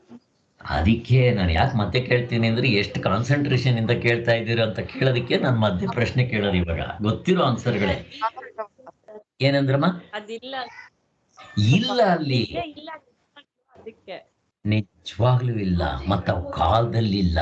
ಈ ಸ್ಟೇಷನ್ಗಳ ಕಾಲದಲ್ಲಿದೆ, ಒಂದೇ ಕಾಲ ಪ್ರವಾಹದಲ್ಲಿ ಇದೆ. ನಿದ್ದೆ ಹೇಳ್ರಿ ನೋಡೋಣ. ಇಲ್ಲ, ಅಲ್ಲಿ ಇಲ್ಲದೆ ಇರೋದನ್ನ ನೀವು ಒಂದೇ ಕಾಲ ಪ್ರವಾಹ ಹೆಂಗೆ ಹೇಳ್ತೀರಿ ನೀವು? ಹೇಳಕ್ ಬರಲ್ಲ. ಅದನ್ನೇ ಅವ್ರು ಹೇಳ್ತಾ ಇರೋದು ಇಲ್ಲಿ. ಎಚ್ಚರ ಕನಸುಗಳು ನಮ್ಮ ಅಲ್ಲ, ಈ ಎರಡೂ ಸ್ಟೇಷನ್ಗಳು ಹೇಳಿದ್ನಲ್ಲ, ಈ 3-4 ಒಂದೇ ಕಾಲ ಪ್ರವಾಹದಲ್ಲಿ ಒಂದಾದ್ಮೇಲೆ ಒಂದು ಸ್ಟೇಷನ್ ಸಿಗ್ತಾ ಬರುತ್ತೆ. ಹಾಗೆ ನಿಮ್ಮ ಎಚ್ಚರ, ಕನಸು, ನಿದ್ದೆ, ತುರ್ಯ ಒಂದೇ ಕಾಲ ಪ್ರವಾಹದಲ್ಲಿ ಇದೆಯಾ ಅಂತ ಕೇಳ್ತಾರೆ. ಇಲ್ಲ, ಅದರಿಂದನೇ ಇದು ಸುಳ್ಳು ಅಂತಾರೆ. ಇದು ಮಾಯಾ ಅವಸ್ಥೆಗಳು ಅಂತ ಕರೆದು ಬಿಡ್ತಾರೆ. ಆದ್ರಿಂದ ಇವು ಹಾಗೂ ತಗೋಬಹುದು. ಇವನ್ ನನ್ನ ಮಗ ರಾಮ, ಇವನ್ ನನ್ನ ಮಗ ಕೃಷ್ಣ, ಇವನ್ ನನ್ನ ಮಗ ಗೋಪಾಲನ ಏನಾದ್ರೂ ಒಂದು ಇಟ್ಕೊಳ್ರಿ. ಹಾಗೆ ಒಂದೇ ಕಾಲದಲ್ಲಿ ಮೂವರನ್ನು ನನಗೆ ಹಿಂದೆಗಡೆ ತೊಟ್ಟಿ ತೋರಿಸ್ತೇನೆ. ಮೂವರನ್ನು ಒಟ್ಟಿಗೆ ಕೌಂಟ್ ಮಾಡ್ಬೋದು. ಈಗ ಅವಸ್ಥೆಗಳನ್ನ ಕೌಂಟ್ ಮಾಡ್ರಿ ನೋಡೋಣ. ಯಾರಾದ್ರೂ ಕೌಂಟ್ ಮಾಡ್ಬೇಕಾಗಲ್ಲ. ಯಾಕೆ? ಅವ್ ನಿಜವಾಗ್ಲೂ ಇಲ್ಲ. ಈಗ ಎಚ್ಚರ ಇದೆ, ಕನಸು ನಿದ್ದೆ ತೋರಿಸಿ ಏನಂತೀವಿ? ಬಿಡಿ ಸ್ವಾಮಿ, ಅವು ಇಲ್ಲದೆ ಇರೋದು. ಹಾವು ತೋರಿಸಲಿ ಅಂತೀನಿ, ತೋರಿಸಲಿ ನೋಡೋಣ. ಇದ್ರೆ ಅಲ್ವಾ ಹಾವು ತೋರ್ಸಕ್ಕೆ. ಹಂಗೆ ಕನಸು ನಿದ್ರೆ ತೋರ್ಸಕ್ ಬರಲ್ಲ. ಯಾಕೆ? ಅವು ಇಲ್ಲ. ಎಷ್ಟು ಚೆನ್ನಾಗಿದೆ ನೋಡ್ರಿ, ಅನುಭವದ ಮಾತಿದು. ಶಾಸ್ತ್ರ ಹೇಳುತ್ತೆ ಅಂತ ನಂಬೋದಲ್ಲ. ಬೆಂಕಿ ತಣ್ಣಗಿದೆ ಅಂದ್ರೆ ಯಾರು ನಂಬಲ್ವ? ಹಂಗೆ ಅವು ಅನುಭವದಲ್ಲಿ ತೋರಿಸ್ತಾರೆ. ಅದಕ್ಕೆ ನಮಗೆ ಮರಿಬೇಕಾಗಿಲ್ಲ. ಇದು ಬೇರೆ ಮರಿಬೋದು, ಇದನ್ನ ಮರೀರಿ ನೋಡೋಣ. ನಾನೆಲ್ಲ ಬೇರೆದು ಮರ್ತೋಗ್ತೀನಿ, ಇದು ಮರಿಯಲ್ಲ. ಯಾಕೆ ಗೊತ್ತಾ? ಇಲ್ಲಿ ಮರಿಯಂಥದ್ದು ಏನಿದೆ? ಮಣ್ಣು. ನನ್ನ ಹೆಸರು ನಾನು ಯಾವತ್ತಾದ್ರೂ ಮರಿತೀನ? ಪ್ರಸಾದ್ ಅಂತ. ಅವು ಮರಿಯಲ್ಲ, ಬೇರೆಯವ್ರ ಹೆಸರು ಮರಿಬೋದು. ಹಾಗೆ ಎಚ್ಚರ, ಕನಸು, ನಿದ್ದೆ ಪ್ರತಿದಿನ ಮಾತಾಡೋದು, ಅದನ್ನು ಯಾರು ಮರೀತಾರೆ? ಇಲ್ಲಿ ಮರೆಯುವಂಥದ್ದು ಹೇಳೋದು ಇಲ್ಲ ಶಾಸ್ತ್ರದಲ್ಲಿ.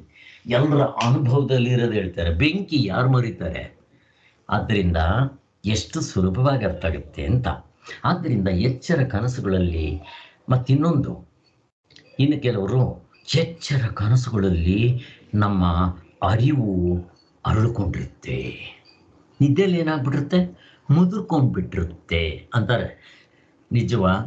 ಯಾಕೆ ಅವ್ರು ಹಂಗೆ ಹೇಳ್ತಾರೆ ಅಂದರೆ, ಎಚ್ಚರ ಕನಸುಗಳಲ್ಲಿ ನಮಗೆ ಪ್ರಪಂಚ ಕಾಣ್ತಾ ಇರುತ್ತೆ, ದೃಶ್ಯ ಪ್ರಪಂಚ ಇರುತ್ತೆ. ಅಲ್ಲಿ ನಮ್ಮ ಅರಿವು ಅಂದರೆ ಯಾವುದನ್ನು ಹೇಳ್ತಾರೆ ಅಂದರೆ ಸಾಕ್ಷಿ ಅರಿವು, ಬರೀ ಅರಿವು ಅರಳ್ಕೊಂಡಿರುತ್ತಂತೆ ಎಚ್ಚರ ಕನಸಿನಲ್ಲಿ. ಇವರು ಮನಸ್ಸಿರುತ್ತೆ ಅನ್ನೋದಕ್ಕೆ ಹಂಗೆ ಹೇಳ್ತಾರೆ ಅವರು. ಮನಸ್ಸಿರುತ್ತೆ, ಒದ್ಕೊಂತೀವಿ. ನಿದ್ದೆಯಲ್ಲಿ ಮನಸ್ಸಿರೋಲ್ಲ. ಅದಕ್ಕೆ ನಿಮ್ಮ ಅರಿವು ಮುದುರ್ಕೊಂಡಿರುತ್ತೆ. ತಾವರೆ ಹೂವು ಎಚ್ಚರ ಕನಸುಗಳಲ್ಲಿ ಹರಡ್ಕೊಂಡಿರುತ್ತಂತೆ, ನಿದ್ದೆಯಲ್ಲಿ ಮುದುರ್ಕೊಂಡಿರುತ್ತಂತೆ, ಮಗ್ಗಾಗ್ಬಿಟ್ಟಿರುತ್ತೆ ಅಂತಾರೆ ಅವರು. ಇವ್ರು ಏನ್ ಮಾಡಿದ್ದಾರೆ? ಮನಸ್ಸಿನಲ್ಲಾಗೋ ಜ್ಞಾನವನ್ನ ನಿಜವಾದ ಜ್ಞಾನ ಅಂತ ಇಟ್ಕೊಂಡ್ಬಿಟ್ಟಿದ್ದಾರೆ. ಆದ್ರಿಂದ ಇವರು ಎಚ್ಚರ ಕನಸುಗಳಲ್ಲಿ ಜ್ಞಾನ ಅರಳಿರುತ್ತೆ, ಕನಸಿನಲ್ಲಿ ನಿದ್ದೆಯಲ್ಲಿ ಮುದುರ್ಕೊಂಡ್ಬಿಟ್ಟಿರುತ್ತೆ, ಮಗ್ಗನ್ ಥರ ಅಂತ ಹೇಳ್ತಾರೆ. ತಪ್ಪದು. ಹೇಳಬೇಕು ಅಂತಂದರೆ ನಿದ್ದೆಯಲ್ಲೂ ಕೂಡ ಜ್ಞಾನ ಇರುತ್ತೆ, ಬರೀ ಅರಿವನ್ನು ನಾವು ಜ್ಞಾನ ಅನ್ನೋದು. ಇದನ್ನು ಹೇಗೆ ಹೇಳ್ತೀರ ಸ್ವಾಮಿ? ಪ್ರಶ್ನೆ ಕೇಳ್ತಾ ಇದ್ದೀನಿ. ಎಚ್ಚರ ಕನಸಿನ ಬಿಡ್ರಿ, ಅವರೇ ಹೇಳ್ಬಿಟ್ಟಿದ್ದಾರೆ ಇರುತ್ತೆ ಅಂತ. ಅವ್ರು ಯಾವುದೋ ಒಟ್ಟಿನಲ್ಲಿ ಅವ್ರು ಹೇಳೋದು ಮನಸ್ಸಿನ ಅರಿವು. ಅದನ್ನು ಆಮೇಲೆ ಬರೋಣ. ನಿದ್ದೆಯಲ್ಲಿ ಅವರ ಅರಿವಿರಲ್ಲ ಅಂತಾರೆ, ನಾನು ಅರಿವಿದೆ ಅಂತೀನಿ. ಹೇಗೆ? ಪ್ರಶ್ನೆ. ಇದ್ಮೇಲೆ ನಮ್ಗೆ ಗೊತ್ತಾಗುತ್ತಲ್ಲ ಸರ್, ನಾವು ಸುಖವಾಗಿ ನಿದ್ದೆ ಮಾಡ್ತೀವಿ ಅಂತ. ಯಾವ ಅರಿವಿನಿಂದ ಹೇಳ್ತೀವಿ ಸರ್ ಅದನ್ನ? ಅದೇನ್ ಗೊತ್ತಾಗುತ್ತೆ ನಿಮ್ಗೆ? ಅದೇನ್ ಗೊತ್ತಾಗುತ್ತೆ ನನಗೆ ಅರಿವಿನಿಂದ ಇದ್ದೆ ಅಂತ? ಅಲ್ಲ, ಅರಿವೇ ಇದ್ದಿದ್ದು ಅಂತ ಗೊತ್ತಾಗುತ್ತೆ ಸರ್. ಸುಖವಾಗಿ ನಿದ್ದೆ ಗೊತ್ತಾಗುತ್ತೆ ಬೇಕು. ನಮ್ದೇ ಅನುಭವ ಸರ್. ಅನುಭವ ಅವೆಲ್ಲ ನಮ್ಗೆ ಅರ್ಥ ಆಗಲ್ಲ. ನಮ್ಗೆ ಎಕ್ಸ್ಪ್ಲನೇಷನ್ ಕೊಡಿ. ಆನ್ಸರ್ ಕರೆಕ್ಟು, ಬಟ್ ಎಕ್ಸ್ಪ್ಲನೇಷನ್ ಕೊಟ್ರೆ ತಾನೆ. ಆನಂದವಾಗಿರ್ತೀರಿ, ರೀಚಾರ್ಜ್ ಆಗಿರುತ್ತೆ, ಅವೆಲ್ಲ ನೀವು ಹೇಳ್ತೀರ. ಬಟ್ ನನಗೆ ಅನುಭವದ ಮಾತು ಇದೆ ಕರೆಕ್ಟ್ ಅರಿವಿದೆ ಅಂತ ಹೆಂಗೆ ಗೊತ್ತಾಗ್ಬೇಕು ನನಗೆ? ಅಲ್ಲಿ ಎಚ್ಚರದಲ್ಲಿರೋ ಜನಕ ಮಹಾರಾಜ ಕನಸು ಬರಲಿಲ್ಲ, ಕನಸಿನಲ್ಲಿರೋ ಎಚ್ಚರದಲ್ಲಿರೋ ಜನಕ ಮಹಾರಾಜ ನಿದ್ದೆ ಬರಲಿಲ್ಲ, ನಿದ್ದೆಯಲ್ಲಿರೋ ಭಿಕ್ಷುಕ ಕನಸಿನಲ್ಲಿರೋ ಭಿಕ್ಷುಕ ನಿದ್ದೆಗೆ ಬರಲಿಲ್ಲ. ಯಾರು ಗೊತ್ತಾಯ್ತು? ಇವ್ರಿಬ್ಬರು ಬರ್ಲಿಲ್ಲ ಅಲ್ಗೆ ಅಂತ ಅವನಿಗೆ ಗೊತ್ತಾಗಿತ್ತು. ಯಾರು ಗೊತ್ತಾಯ್ತು? ನನಗೆ. ನಿದ್ದೆಯಲ್ಲಿ ಮನಸ್ಸಿದೆಯಾ? ಇದ್ರೆ ನಿದ್ದೆ ಬರುತ್ತಾ? ಬರೋಲ್ಲ. ನೀನೇ ಒಪ್ಕೊಂಡಿದ್ದೀಯ. ಅಲ್ಲಿಗೆ ಇವರಿಬ್ಬರು ಬರಲಿಲ್ಲ ಅನ್ನೋದು ನಿನಗೆ ಯಾತ್ರಿಂದ ಗೊತ್ತಾಯ್ತು? ಅದನ್ನು ನಾವು ಅರಿವು ಅಂತ ಕರಿತೀವಿ. ಅದು ಆತ್ಮನ ಅರಿವು. ಮನಸ್ಸು, ಇಂದ್ರಿಯಗಳು, ಬೆಳಕು ಗಿಳುಕು, ನೀವು ಏನೇನು ಕರಿತೀರೋ ಪ್ರಪಂಚದ ಜ್ಞಾನ ಆಗೋದಕ್ಕೆ ಅವು ಯಾವುದೂ ಇಲ್ಲದೆ ಇದ್ದರೂ ನನಗೆ ಗೊತ್ತಾಗ್ತಾ ಇದೆಯಲ್ವೋ, ಆ ಅನುಭವ ನಿಮಗೂ ಇದೆ, ನನಗೂ ಇದೆ. ಅದನ್ನೇ ಆತ್ಮ ಅನ್ನೋದಪ್ಪ. ನೀವು ಆತ್ಮನಿಂದಲೇ ಮಾತಾಡ್ತೀರ, ಆತ್ಮನಿಂದಲೇ ಗುರುತಿಸ್ತೀರ. ಆತ್ಮ ಎಲ್ಲಿ ಅಂತ ಕೇಳ್ತೀರ. ಏನು ಹೇಳೋದು ಅಂತ ಹೇಳುತ್ತೆ ಶಾಸ್ತ್ರ. ನಿಮಗೂ ಇದೆ ಅದು. ಈಗ ಅದು ತುರೀನ್ಗೆ ನಿಮ್ಗೆ ತೋರಿಸ್ಬೇಕು ಅದರ ಅನುಭವ. ನಾನು ತುರೀನ್ನ ಇದಕ್ಕೆ ಕರ್ಕೊಂಡು ಹೋಗ್ಬೇಕಾ? ನೀವು ಅಷ್ಟಾಂಗ ಯೋಗ ಸಾಧನೆ ಮಾಡಿ ಸ್ವಾಮಿ, ಅದರಲ್ಲಿ ನಿಮಗೆ ಸಮಾಧಿ ಬರಬೇಕು. ಸಮಾಧಿ ಬಂದಾಗ ನೀವು ಆತ್ಮನ ಗುರುತಿಸ್ತೀರ. ಎಲ್ಲಿ? ಅಲ್ಲಿವರೆಗೂ ಹೋಗ್ಬೇಕೇನೋ? ಎಂಥ ದಡ್ಡನ ಗೊತ್ತಾಗುತ್ತೆ ಕೇಳ್ರಿ ಅವನ್ನ. ನಮ್ಮ ಆಶ್ರಮದ ವಾಚ್ಮೆನ್ ಹೇಳ್ತಾನೆ, ಏನಪ್ಪ ಎಚ್ಚರದಲ್ಲಿ ಶರೀರ ಬಂದಿತ್ತಲ್ಲಿ, ಎಲ್ಲಿ ಬರುತ್ತೆ ಸ್ವಾಮಿ, ಬರೋಲ್ಲ ಅಂತಾನೆ ಅವನು. ಎಷ್ಟು ಚೆನ್ನಾಗಿದೆ ನೋಡ್ರಿ. ಇದು ಜ್ಞಾನ ಅಲ್ವಾ? ಆತ್ಮಸ್ವರೂಪ ಅಲ್ವಾ? ನೀವೇನು ಉಪಯೋಗಿಸಿದ್ರಿ? ಇದು ಅಲ್ಲಿಗೆ ಬರಲಿಲ್ಲ, ಇದು ಬರಲಿಲ್ಲ ಅನ್ನೋದಕ್ಕೆ ಏನಾದರೂ ಕರ್ಮೇಂದ್ರಿಯಗಳು ಅಥವಾ ಸೂರ್ಯನ ಬೆಳಕಾಗಲಿ, ಚಂದ್ರನ ಬೆಳಕಾಗಲಿ, ಆರ್ಟಿಫಿಷಿಯಲ್ ಬೆಳಕಾಗಲಿ, ಕರ್ಮೇಂದ್ರಿಯಗಳು, ಜ್ಞಾನೇಂದ್ರಿಯಗಳು, ಅಂತಃಕರಣ, ಮನಸ್ಸು, ಬುದ್ಧಿ, ಚಿತ್ತ, ಅಹಂಕಾರ ಏನು ಉಪಯೋಗಿಸಿದ್ರಿ ಸ್ವಾಮಿ? ಇವು ಉಪಯೋಗಿಸ್ಲಿಲ್ಲ ಅಂತ ಯಾತ್ರಿಂದ ಗೊತ್ತಾಯ್ತು ಸ್ವಾಮಿ.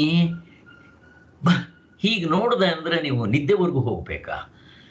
ಈಗಲೇ ಇಲ್ಲೇ ಗುರುತಿಸಕ್ಕಾಗ್ತಾ ಇದೆ. ನೀವು ಹೋಗಿ ನಿದ್ದೆಗೆ ಹೋಗ್ಬಿಡ್ರಿ, ಬಿಟ್ಬಿಡ್ರಿ.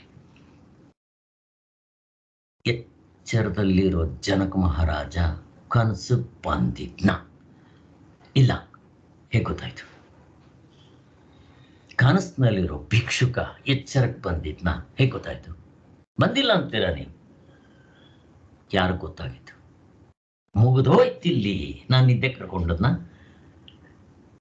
ನಾನು ಫಸ್ಟ್ ಯಾಕೆ ನಿದ್ದೆ ಹೇಳ್ತೀನಿ ಅಂತಂದರೆ, ಹೇಳ್ರಿ ಯಾರಾದರೂ. ಎಚ್ಚರ ಕನಸಿನಲ್ಲಿ ಹೇಳಿದ್ರೆ ಒಂದು ಕನ್ಫ್ಯೂಷನ್ ಇದ್ದೇ ಇರುತ್ತೆ. ಅದಕ್ಕೆ ನಾನು ನಿದ್ದೆ ಕರ್ಕೊಂಡು ಹೋಗ್ತೀನಿ. ಯಾಕೆ? ಫಸ್ಟ್ ನಾನು ನಿದ್ದೆ ತೋರಿಸ್ತೀನಿ. ಯಾಕೆ? ಗಾರ್ಡನ್ ಇದೆಯಾ ಸರ್? ನಿದ್ದೆ ಅಂದ್ರೆ ಗಾಢ ನಿದ್ರೆಗೆ ನಾನು ಮೊದಲು ಹೇಳ್ತೀನಿ, ಎಲ್ರಿಗೂ ಸ್ಪಷ್ಟವಾಗಿ ಅರ್ಥ ಆಗೋಗ್ಬಿಡುತ್ತೆ. ಇದನ್ನ ಎಚ್ಚರ ಕನಸಿನಲ್ಲೇ ನೋಡ್ಕೊಳಕ್ ಬರುತ್ತೆ. ಬಟ್ ನಾನು ನಿದ್ದೆಗೆ ಫಸ್ಟ್ ಕರ್ಕೊಂಡು ಹೋಗ, ಆಮೇಲೆ ಎಚ್ಚರ ಕನಸು ಹೇಳ್ತೀನಿ. ಯಾಕೆ? ಅಲ್ಲಿ ಅರಿವೇ ಆಗಿರ್ತೀವಿ ಸರ್, ಮಿಕ್ಸ್ ಇಲ್ಲ ಸರ್ ಅಲ್ಲಿ ಎರಡು. ಅಲ್ಲ, ಎಚ್ಚರ ಕನಸುಗಳಲ್ಲಿ ಮನಸ್ಸಿರುತ್ತೆ, ನಿದ್ದೆಯಲ್ಲಿ ಮನಸ್ಸು ಇಲ್ಲ. ನಮ್ಗೆ ಎಚ್ಚರ ಕನಸಿನಲ್ಲಿ ನಾನು ಏನೇ ಹೇಳಿ ನೀವು ಒಂದು ಕ್ವಶನ್ ಆಗ್ತೀರ. ನೀವೇನಾದ್ರೂ ಹೇಳಿ ಸ್ವಾಮಿ, ಮನಸ್ಸೇ ಕಂಡಿಡಿತಾ ಇರೋದು ಅಂತೀರ. ಅದಕ್ಕೆ ನಾನೇನು ಮಾಡ್ತೀನಿ, ಹೌದಪ್ಪ ಎಚ್ಚರ ಕನಸಿನಲ್ಲಿ ನಿಮ್ಮ ಮನಸ್ಸಿದೆ, ನಿದ್ದೆನಲ್ಲಿ ಯಾವ ಮನಸ್ಸಿದೆ ಇಲ್ಲ. ಯಾತ್ರಿಂದ ಗೊತ್ತಾಯ್ತು? ಮುಗಿದೋಯ್ತು. ಅದಕ್ಕೆ ಫಸ್ಟ್ ಅದನ್ನು ನೋಡಿಕೊಂಡು ಆಮೇಲೆ ಎಚ್ಚರ ಕನಸಿಗೆ ಬರಬೇಕು. ಬಂದಾಗ ಅಯ್ಯಯ್ಯೋ ಟೋಪಿ ಬಿದ್ದಿದ್ದೆ, ಈ ಮನಸ್ಸಂತ ಅನ್ಕೊಂಡಿದ್ದೆ, ಮನಸ್ಸಲ್ಲ. ಎಚ್ಚರದಲ್ಲಿರೋ ಮನಸ್ಸು ಕನಸು ಬರುತ್ತಾ? ಕನಸಿನಲ್ಲಿರೋ ಮನಸ್ಸು ಎಚ್ಚರಕ್ಕೆ ಬರುತ್ತಾ? ಬರೋದಿಲ್ಲ. ಮನಸ್ಸು ಮಾತ್ರ ಅಲ್ಲ, 19 ಯಾವುದಾದ್ರೂ ಒಂದು ಗುಲ್ಗಂಜಿ ಬೇಡ, ಆಟಮ್ ಅಷ್ಟು ಬೇಡ, ಅದರ ಧೂಳು ಬರುತ್ತಾ? ಬರೋದಿಲ್ಲ. ಬರ್ದೈತ್ಮೇಲೆ ಮತ್ತೆ ಇದು ಅಲ್ಲಿಗೆ ಬರಲಿಲ್ಲ, ಅದು ಇಲ್ಲಿಗೆ ಬರಲಿಲ್ಲ, ಹೇಗೆ ಗೊತ್ತಾಯ್ತು ಸ್ವಾಮಿ ನಿಮಗೆ? ಯಾರನ್ನು ಕೇಳ್ರಿ, ಆನ್ಸರ್ ಕರೆಕ್ಟ್. ಹೆಂಗೆ? ಇಲ್ಲಿ ವಿಚಾರ ಮಾಡಬೇಕು.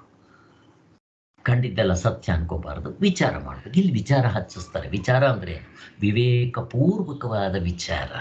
ಅನುಭವಕ್ಕೆ ಹೊಂದಬೇಕು, ಯುಕ್ತಿಗೆ ಹೊಂದಬೇಕು, ಶಾಸ್ತ್ರ ಹೇಳಿದಕ್ಕೂ ಹೊಂದಬೇಕು. ಇಷ್ಟು ಬರಬೇಕು. ಹೇಗಿದೆ ನೋಡ್ರಿ, ಇದು ವೇದಾಂತದ ಮಾತು. ಆದ್ದರಿಂದ ಆತ್ಮನ ಹುಡುಕೋದಕ್ಕೆ ನೀವು ನಿದ್ದೆಗೆ ಹೋಗ್ಬೇಕಾ? ತುರೀನ್ಗೆ ಹೋಗ್ಬೇಕಾ? ಬೇಡ. ನಿದ್ದೆಗೆ ಹೋಗ್ಬೇಕಾ? ಬೇಡ. ಎಚ್ಚರ ಕನಸು ನೋಡ್ಕೊಂಡ್ರೆ ಗೊತ್ತಾಗುತ್ತೆ. ಇಲ್ಲ, ಎಚ್ಚರದಲ್ಲೇ ಗೊತ್ತಾಗುತ್ತೆ. ಈಗ ನೀವು ಎಚ್ಚರದಲ್ಲಿ ನನಗೆ ಇಷ್ಟು ಚೆನ್ನಾಗಿ ಜ್ಞಾನ ಆಗ್ತಾ ಇದೆಯಲ್ಲ, ಹಳಾದ ಇಂದ್ರಿಯಗಳಿಂದ ಅಲ್ಲ, ಸೂರ್ಯನ ಬೆಳಕಿನಿಂದ ಅಲ್ಲ, ಮನಸ್ಸಿನಿಂದ ಅಲ್ಲ, ಇಂದ್ರಿಯಗಳಿಂದ ಅಲ್ಲ, ಅಂತಃಕರಣದಿಂದ ಅಲ್ಲ, ಆತ್ಮನೇ ಹಿಂದೆಗಡೆ ಇರೋ ಒಂದು ಆತ್ಮನಿಂದಲೇ ಇಷ್ಟೆಲ್ಲ ಜ್ಞಾನ ಆಗ್ತಾ ಇದೆ ಅಂತ ನೀವು ಯಾವಾಗ ಗುರುತಿಸ್ಕೊಂತೀರೋ, ಮೋಕ್ಷ ಆಗುತ್ತೆ ಸ್ವಾಮಿ. ಇನ್ನೇನು ಬೇಕು? ಇದು ನಮಗೆ ನೋಡೋಷ್ಟು ಕಲೆ ಬರಬೇಕದು. ಆದ್ದರಿಂದ ಇದನ್ನ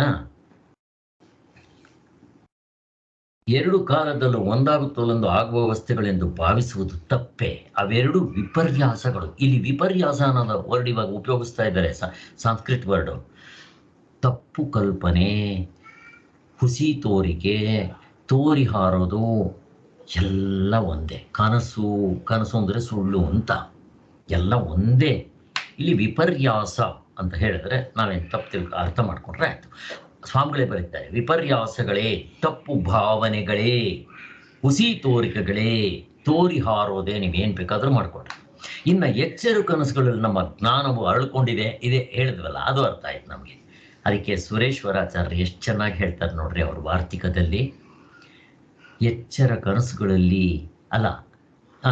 ಕನಸುಗಳಲ್ಲಿ ಹೇಗೆ ನೀವು ಆ ತಾವರೆ ಹೂವು ಅರಳಿದೆ ಅಂತೀರೋ, ನಿದ್ದೆಯಲ್ಲೂ ಹಾಗೇ ಅರಳಿದೆ.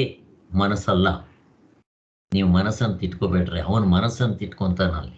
ಎಚ್ಚರ ಕನಸಿನಲ್ಲಿ ಮನಸ್ಸಿರೋದ್ರಿಂದ ಜ್ಞಾನ ಆಗುತ್ತೆ ಅಂತ ನಾವು. ಆದ್ದರಿಂದ ಮನಸ್ಸು ಅನಾತ್ಮ. ಅದಕ್ಕೆ ಶಕ್ತಿ ಬರ್ತಾ ಇರೋದು ಎಲ್ಲಿಂದ? ಬಲ್ಬ್ನಲ್ಲಿರೋ ಫಿಲಮೆಂಟು ಬೆಳಕು ಕೊಡುತ್ತಾ? ಎಲ್ಲಿಂದ ಬರ್ತಾ ಇರೋದು? ಕರೆಂಟಿಂದ. ಕರೆಂಟ್ ಕಾಣಿಸ್ತಾ ಇದ್ದರೆ ನಾನು ಬಲ್ಬೇ ಬೆಳಕು ಕೊಡ್ತಾ ಇದೆ ಅಂತ ನಾನು ಹೊಡಿತೀನಿ ಗಾಡಿ. ಹಾಗೆ ನಮ್ಮ ಶರೀರದಲ್ಲಿರೋ 19 ಮುಖಗಳು ಅನಾತ್ಮಗಳು. ಅನಾತ್ಮ ಅಂದ್ರೆ ಏನು ಗೊತ್ತಾ? ಹುಡುಕಾಡಿದ್ರೆ ಸಿಗೋಲ್ಲ, ನಿಜವಾಗ್ಲೂ ಇಲ್ಲ. ಅಥವಾ ಇನ್ಸ್ಟ್ರೂಮೆಂಟ್ಸು ಅಷ್ಟೇ, ಅವುಗಳೇ ಇವೆಲ್ಲನೂ ನೋಡಕ್ಕೆ ಬರುತ್ತಾ. ಆದರೆ ಹಿಂದೆಗಡೆ ಅವರ ಅಪ್ಪ ಇದ್ದಾನೆ, ಅವನಿಂದ ಎರವಲು ತಗೊಂಡ್ಬಂದು ಇವು ಕೆಲಸ ಮಾಡ್ತಾ ಇದೆ. ಮತ್ತು ಹೊಡೆಯೋದು ಮಾತ್ರ ನಾನೇ ಅಂತ ಹೊಡೆಯುತ್ತೆ. ಹಾಗೆ ಒಲೆ ಮೇಲೆ ನೀರು ಕಾಯಿಸ್ರಿ, ಏನು ಹೇಳ್ತೀವಿ ವ್ಯವಹಾರದಲ್ಲಿ? ಸ್ವಾಮಿ ನೀರು ಸುಡ್ತಾ ಇದೆ. ಸುಡ್ತಾ ಇರೋದು ಇರ್ರಿ 1-2 ಗಂಟೆ ಅಲ್ಲಿ ಹೊರಗಡೆ, ಇವಾಗ ಸುಡ್ಲಿ ನೋಡೋಣ ನಿಮ್ಮ ನೀರು. ಮತ್ತು ಎಲ್ಲಿಂದ ತಗೊಂಡ್ಬಂದು ಸಾಲ? ಬೆಂಕಿಯಿಂದ ಪಾತ್ರೆ ಬಿಸಿಯಾಗಿದ್ದರಿಂದ ನೀರು ಬಿಸಿ ಆಗ್ತಾ ಇದೆ. ಹೆಂಗಿದೆ ನೋಡ್ರಿ, ಹೇಳುವಾಗ ಹೆಂಗೆ ಹೇಳ್ತೀವಿ, ಹಾಗೆ ಮನಸ್ಸೇ ಎಲ್ಲ ತಿಳ್ಕೊಳ್ಳುತ್ತೆ ಅಂತ ಹೊಡಿತೀವಿ ಗಾಡಿ. ಅಲ್ಲಿ ವಿಚಾರ ಮಾಡಿರ್ತೀವಿ, ನಮಗೆ ಗೊತ್ತು. ಬೆಂಕಿ ನೋಡಿರ್ತೀವಿ, ಬೆಂಕಿ ಪಾತ್ರೆ ಸುಟ್ಟಿರುತ್ತೆ, ಪಾತ್ರೆಯಿಂದ ನೀರು ಕಾದಿರುತ್ತೆ, ಗೊತ್ತಾಗಿದೆ. ಇನ್ನೊಂದು ಅನುಭವ. ಈ ಅನುಭವ ನಿಮಗೆ ಇದರಲ್ಲಿ ಬರಬೇಕು, ಆತ್ಮನಲ್ಲಿ. ಆಗ ನಿಮಗೆ ಹೇಳಬೇಕಾಗಿಲ್ಲ. ನೀವು ನೀರು ಸುಡುತ್ತೆ ಅಂದಾಗ ನೀವೇನು ಹೇಳ್ತೀರಾ? ಬೆಂಕಿ ಸುಡ್ತಾ ಇರೋದು ಅಂತ ಹೇಗೆ ಗೊತ್ತೋ ಹಾಗೆ ನಿಮ್ಗೆ ಇಲ್ಲಿ ಕರ್ಮೇಂದ್ರಿಯಗಳಿಂದ ಜ್ಞಾನ ಆಗ್ತಾ ಇದೆ ಅಂದಿದ ತಕ್ಷಣ ನಿಮ್ಗೆ ಹಿಂದೆಗಡೆ ಆತ್ಮನಿಂದ ಸಾಲ ತೊಗೊಂಬರ್ತಾ ಇದೆ ಅಂತ ನಿಮ್ಗೆ ಟಕ್ಕಂತ ಹೊಳಿಬೇಕು. ವ್ಯವಹಾರಕ್ಕೆ ಉಪಯೋಗಿಸ್ಕೊಡ್ರಿ, ಹೊಡಿರಿ ಗಾಡಿ. ಬ್ರಹ್ಮಜ್ಞಾನಿಗಳೂ ಕೂಡ ಕಣ್ಣಿನಿಂದಲೇ ನೋಡೋದು ಅಂತ ಹೇಳ್ತಾರೆ, ಅವ್ರನ್ನ ಕೇಳ್ರಿ. ಆದರೆ ಅವ್ರಿಗೆ ಗೊತ್ತು, ಕಣ್ಣಿನ ಅವರ ಅಪ್ಪ ಇನ್ನೊಬ್ಬ ಇದ್ದಾನೆ, ಕರ್ಮೇಂದ್ರಿಯಗಳ ಅವರಪ್ಪ ಇನ್ನೊಬ್ಬ ಇದ್ದಾನೆ. ಅವ್ರು ಹಂಗೆ ಹೇಳಲ್ಲ. ನಂತರ ಕಣ್ಣಿಗೆ ಕಣ್ಣು, ಇಂದ್ರಿಯಗಳಿಗೆ ಇಂದ್ರಿಯ, ಮನಸ್ಸಿಗೆ ಮನಸ್ಸು, ಪ್ರಾಣಕ್ಕೆ ಪ್ರಾಣ, ಹಂಗೆ ಹೇಳ್ತಾ ಬರ್ತಾರೆ. ನಾನು ಸ್ವಲ್ಪ ನಿಮ್ಗೆ ಚೆನ್ನಾಗಿ ಅರ್ಥ ಆಗಲಿ ಅಂಥೇಳಿ ಪ್ರಾಣ ಅವರಪ್ಪ, ಮನಸ್ಸು ಅವರಪ್ಪ ನಾನು ಹಿಂಗೆ ಹೇಳ್ತೇನೆ ಅಷ್ಟೇ, ನಿಮ್ಗೆ ಅರ್ಥ ಆಗಲಿ ಅಂತ ಅಷ್ಟೇ.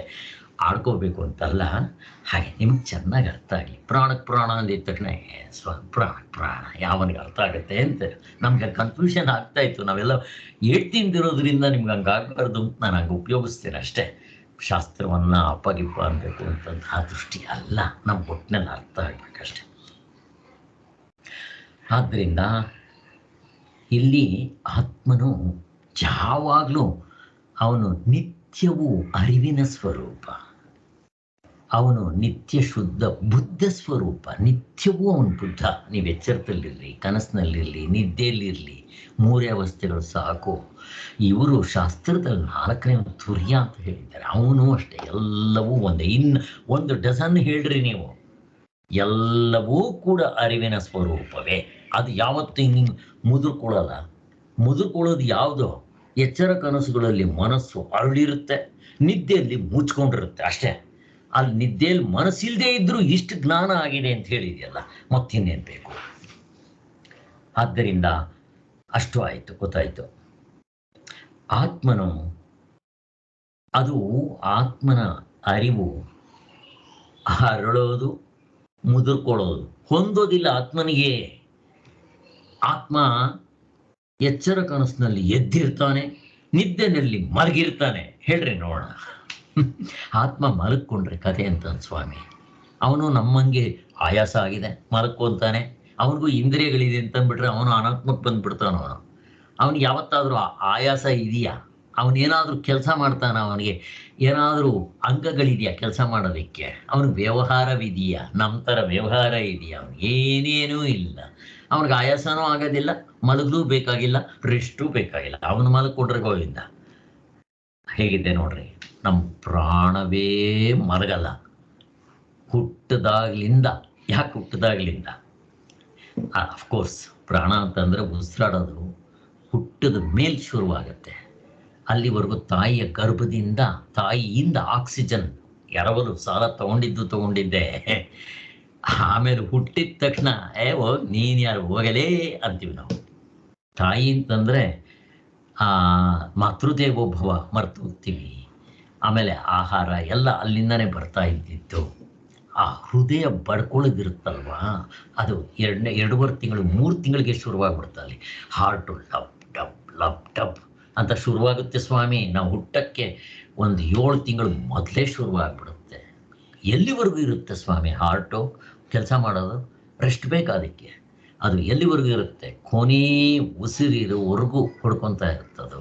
ಹಾಗೆ ಉಸಿರು ಬೇಕಾದ್ರೆ ನೀವು ನಿಲ್ಸ್ಕೊಟ್ರಿ, ಏನು ಬೇಕಾದ್ರೂ ಮಾಡಿರಿ, ಹಾರ್ಟ್ ನಿಂತ್ಕೊಳ್ಳೋದ ನೀವು ಡಬ್ ಡಬ್ ಡಬ್ ಡಬ್ ಅಂತ ಹೊಡಿತಾ ಇರುತ್ತೆ ಅಷ್ಟೇ. ಹಾಗೆ ಇರಲಿ, ಅಲ್ಲಿ ಅಷ್ಟು ನಮ್ಗೆ ಅರ್ಥ ಆಯಿತು. ಅಲ್ಲಿಗೆ ಮನಸ್ಸನ್ನು ಹಿಡಿದು ಇವರು ಎಚ್ಚರ ಕನಸಿನಲ್ಲಿ ಮನಸ್ಸಿರುತ್ತೆ, ನಿದ್ದೆಯಲ್ಲಿ ಇರೋದಿಲ್ಲ ಅಂತಾರೆ. ಇವರು ಮನಸ್ಸನ್ನಿಟ್ಕೊಂಡು ಹೇಳ್ತಾರೆ ಅದಲ್ಲ, ಆತ್ಮನ ಹೋಲಿಸ್ಕೊಂಡ್ರೆ ಅವನು ಯಾವತ್ತೂ ಎಚ್ಚರದಲ್ಲೂ ಇರೋಲ್ಲ, ಮನಸ್ಸು ಮಲಗೋದೂ ಇಲ್ಲ, ಅದು ಗೊತ್ತಿದೆ. ಅಲ್ಲಿಗೆ ತುರಿಯನು ಎಂದರೆ ನಮ್ಮ ಪರಮಾರ್ಥ ಸ್ವರೂಪ, ಅಂದರೆ ನಮ್ಮ ನಿಜವಾದ ಸ್ವರೂಪ. ಏನು ಬೇಕಾದರೂ ಕರೀರಿ. ಎಲ್ಲ ಅವಸ್ಥೆಗಳಲ್ಲಿಯೂ ಇಲ್ಲಿರೋದೇ 4. ತುರಿಯನಲ್ಲಂತೂ ಆತ್ಮ ಇರ್ತಾನೆ. ಇನ್ನು ಮಿಕ್ಕಿರೋ ಎಚ್ಚರ ಕನಸು ನಿದ್ದೆ ಅಲ್ಲೂ ಕೂಡ ಅವನು ಇರ್ತಾನೆ. ಹೇಗಿರ್ತಾನೆ? ಅಲ್ಲೂ ಕೂಡ ಅವನು ಕೂಟಸ್ಥ ನಿತ್ಯ ಚೈತನ್ಯ ಸ್ವರೂಪವಾಗಿರ್ತಾನೆ. ಕೂಟಸ್ಥ ಅಂದರೆ ಏನು? ಬದಲಾವಣೆ ಆಗದೆ ಇರೋದು. ಅಡಿಗಲ್ ಅಂತ ಹೇಳಿದ್ದೆ, ಜ್ಞಾಪಕ ಇಟ್ಕೊಳ್ರಿ. ಸರಪ ಅಂಗಡಿಯವರು ಅಡಿಗಲ್ ಇಟ್ಕೊಂಡಿರ್ತಾರೆ, ಅದ್ರ ಮೇಲೆ ಚಿನ್ನ ಬೆಳ್ಳಿ ಇಂಥವೆಲ್ಲ ಹೊಡಿತಾ ಇರ್ತಾರೆ, ಅದಕ್ಕೆ ಬೇರೆ ಬೇರೆ ಆಕಾರ ಕೊಡ್ತಾರೆ, ನಾಮರೂಪಗಳು ಕೊಡ್ತಾರೆ. ಬಟ್ ಅದು ಮಾತ್ರ ಹಾಗೇ ಇರುತ್ತೆ. ನಿಮ್ಮ ಸುತ್ತಿಗೆ ಮತ್ತು ಅಡಿಗಲ್ಲು, ಅಡಿ ಅಂದರೆ ಕೆಳಗಡೆ ಇರೋ ಆಧಾರದ ಕಲ್ಲು ತುಂಬ ಭಾರ ಇರುತ್ತೆ. ನಮ್ಮದು ಸರಪ ಅಂಗಡಿ ಇದ್ದಿದ್ದರಿಂದ ಅದನ್ನು ನಾವು ಕ್ಲೀನ್ ಮಾಡುವಾಗ ಅದನ್ನು ಎತ್ತಿ ಗುಡಿಸಿ ಎಲ್ಲ ಮಾಡಿ ಅಲ್ಲಿ ಇಡ್ತಾ ಇದ್ವಿ. ನಮಗೆ ಚೆನ್ನಾಗಿ ಅದು ಭಾರ, ತುಂಬ ಭಾರ ಇರುತ್ತದು. ಆ ಥರದ್ದು ಅದು, ಅದಕ್ಕೆ ಅಡಿಗಲ್ಲು ಅಂತಾರೆ. ಆಧಾರ ಸ್ತಂಭ ಅಲ್ಲಿ ಅಂತ, ಅದು ಭಾರವಾಗಿರುತ್ತೆ. ಅದರ ಮೇಲೆ ನೀವು ಏನು ಬೇಕಾದರೂ ಹೊಡೀರಿ, ಅವು ಚೇಂಜ್ ಆಗುತ್ತೆ, ಅದು ಮಾತ್ರ ಹಾಗೆ ಇರುತ್ತೆ. ಅದಕ್ಕೆ ಕೂಟಸ್ಥ ನಿತ್ಯ, ಎಂದೆಂದು ಬದಲಾವಣೆ ಆಗದೇ ಇರೋದು, ಅದು ನಿತ್ಯವಾಗಿರೋದು ಚೈತನ್ಯ ಸ್ವರೂಪ. ಆತ್ಮನಲ್ಲಿ ಅವಿದ್ಯೆಯಿಂದ ನಾವು ಕಲ್ಪಿಸಿಕೊಂಡಿರುವ ಉಪಾಧಿಯ ನಿಮಿತ್ತವಾಗಿಯೇ ಇವೆಲ್ಲ ಎಚ್ಚರ ಕನಸು ನಿದ್ದೆ ಅಂತ ನಾವು ಮಾಡ್ತಾ ಇರೋದು ಆತ್ಮನಲ್ಲಿ ಕಲ್ಪಿತ ಮಾಡ್ಕೊಂಡಿದ್ದೀವಿ. ಹಗ್ಗದಲ್ಲಿ ಹಾವನ್ನು ಕಲ್ಪಿತ ಮಾಡ್ಕೊಂಡಿದ್ದೀವಿ. ಅದರಿಂದಲೇ ಇಷ್ಟು ರಾಮಾಯಣ ಅಷ್ಟೇ ಇರುತ್ತೆ, ಇನ್ನೇನಿಲ್ಲ. ಇಲ್ಲಿ ಆತ್ಮನಲ್ಲಿ ಹಾವನ್ನು ಕಲ್ಪನೆ ಮಾಡ್ಕೊಂಡಿದ್ದೀವಿ, ಇಲ್ಲಿ ಆತ್ಮನಲ್ಲಿ ಉಪಾಧಿಗಳನ್ನ ಕಲ್ಪನೆ ಮಾಡ್ಕೊಂಡಿದ್ದೀವಿ. ಉಪಾಧಿ ಅಂದರೆ ಎಕ್ಸ್ಟ್ರಾ ಫಿಟ್ಟಿಂಗ್ಸ್ ಅಷ್ಟೇ. ಅವುಗಳು ಬಿಟ್ಟರೆ ಆಗೋಯ್ತು. ಏಕೋನಂಶ ಮುಖ ಆಗಲಿ, ಮತ್ತು ಸಪ್ತಾಂಗರ ಆಗಲಿ, ಇನ್ನು ಪ್ರಾಜ್ಞನಲ್ಲಿ ಬೀಜ ಗೀಜ ಆಗಲಿ, ಎಲ್ಲವೂ ಅಷ್ಟೇ. ಇವೆಲ್ಲ ಉಪಾಧಿಗಳು ಬಿಡ್ರಿ, ಅಲ್ಲೇ ನೀವು ಆತ್ಮನಾಗಿರ್ತೀರಾ ಅಂತ ಹೇಳ್ತಾ ಇದ್ದಾರೆ. ಬರೀ ನಿದ್ರೆಯಲ್ಲಿ ಅರಿವು ಹೋಗಿರುತ್ತದೆ, ಎಚ್ಚರ ಕನಸುಗಳಲ್ಲಿ ಹೊರತೋರ್ಕೊಳ್ಳುತ್ತೆ ಅನ್ನೋದೇ ತಪ್ಪು ಅಂತ ಹೇಳ್ತಾ ಇದ್ದಾರೆ. ಅವಸ್ಥೆಗಳು 3 ಎಂಬುದು ತಪ್ಪೇ. ಮತ್ತೆ ಇವನ್ನ ಸೇರಿಸ್ಕೊಂಡು 4 ಅಂತ ಹೇಳ್ತೀರಲ್ಲ, ಇದ್ದಿದ್ದು ತಪ್ಪು. ಮತ್ತು ಹಾಗಾದರೆ ಏನು ಸ್ವಾಮಿ, ನೀವು ಮಾಯಾ ಸಂಖ್ಯೆಯನ್ನಿಟ್ಟುಕೊಂಡು ಈ ಶುದ್ಧಾತ್ಮನನ್ನು ತುರಿಯ ಅಂತ ಕರಿಬೇಕು. ಮಾಯಾ ಸಂಖ್ಯೆ. ಹಾಗೆ ಮೆಜಿಷಿಯನ್ ಎಲ್ಲವನ್ನೂ ಸೃಷ್ಟಿ ಮಾಡ್ತಾನೆ, ಅವನೇನು ಮಾಡಿರೋಲ್ಲ. ಹಾಗೆ ಇದು ನಮ್ಮ ಉಪಯೋಗಕ್ಕೋಸ್ಕರ ಈ ಅವಸ್ಥೆಗಳನ್ನ ದೇವರು ಕೊಟ್ಟಿದ್ದಾನೆ, ನಾವು ವ್ಯವಹಾರದಲ್ಲಿ ಉಪಯೋಗಿಸ್ತೀವಿ. ಅದನ್ನೇ ಉಪಾಯವಾಗಿ ಇಟ್ಕೊಂಡು ನಮಗೆ ತತ್ವವನ್ನು ತಿಳಿಸೋದಕ್ಕೆ ಉಪಯೋಗಿಸ್ಕೊಂಡ್ರೆ ಹೊರತು ಇವು ಸತ್ಯವಾಗಿದೆ ಅಂತ ಅಲ್ಲ. ಇಷ್ಟಂತೂ ಆಯಿತು.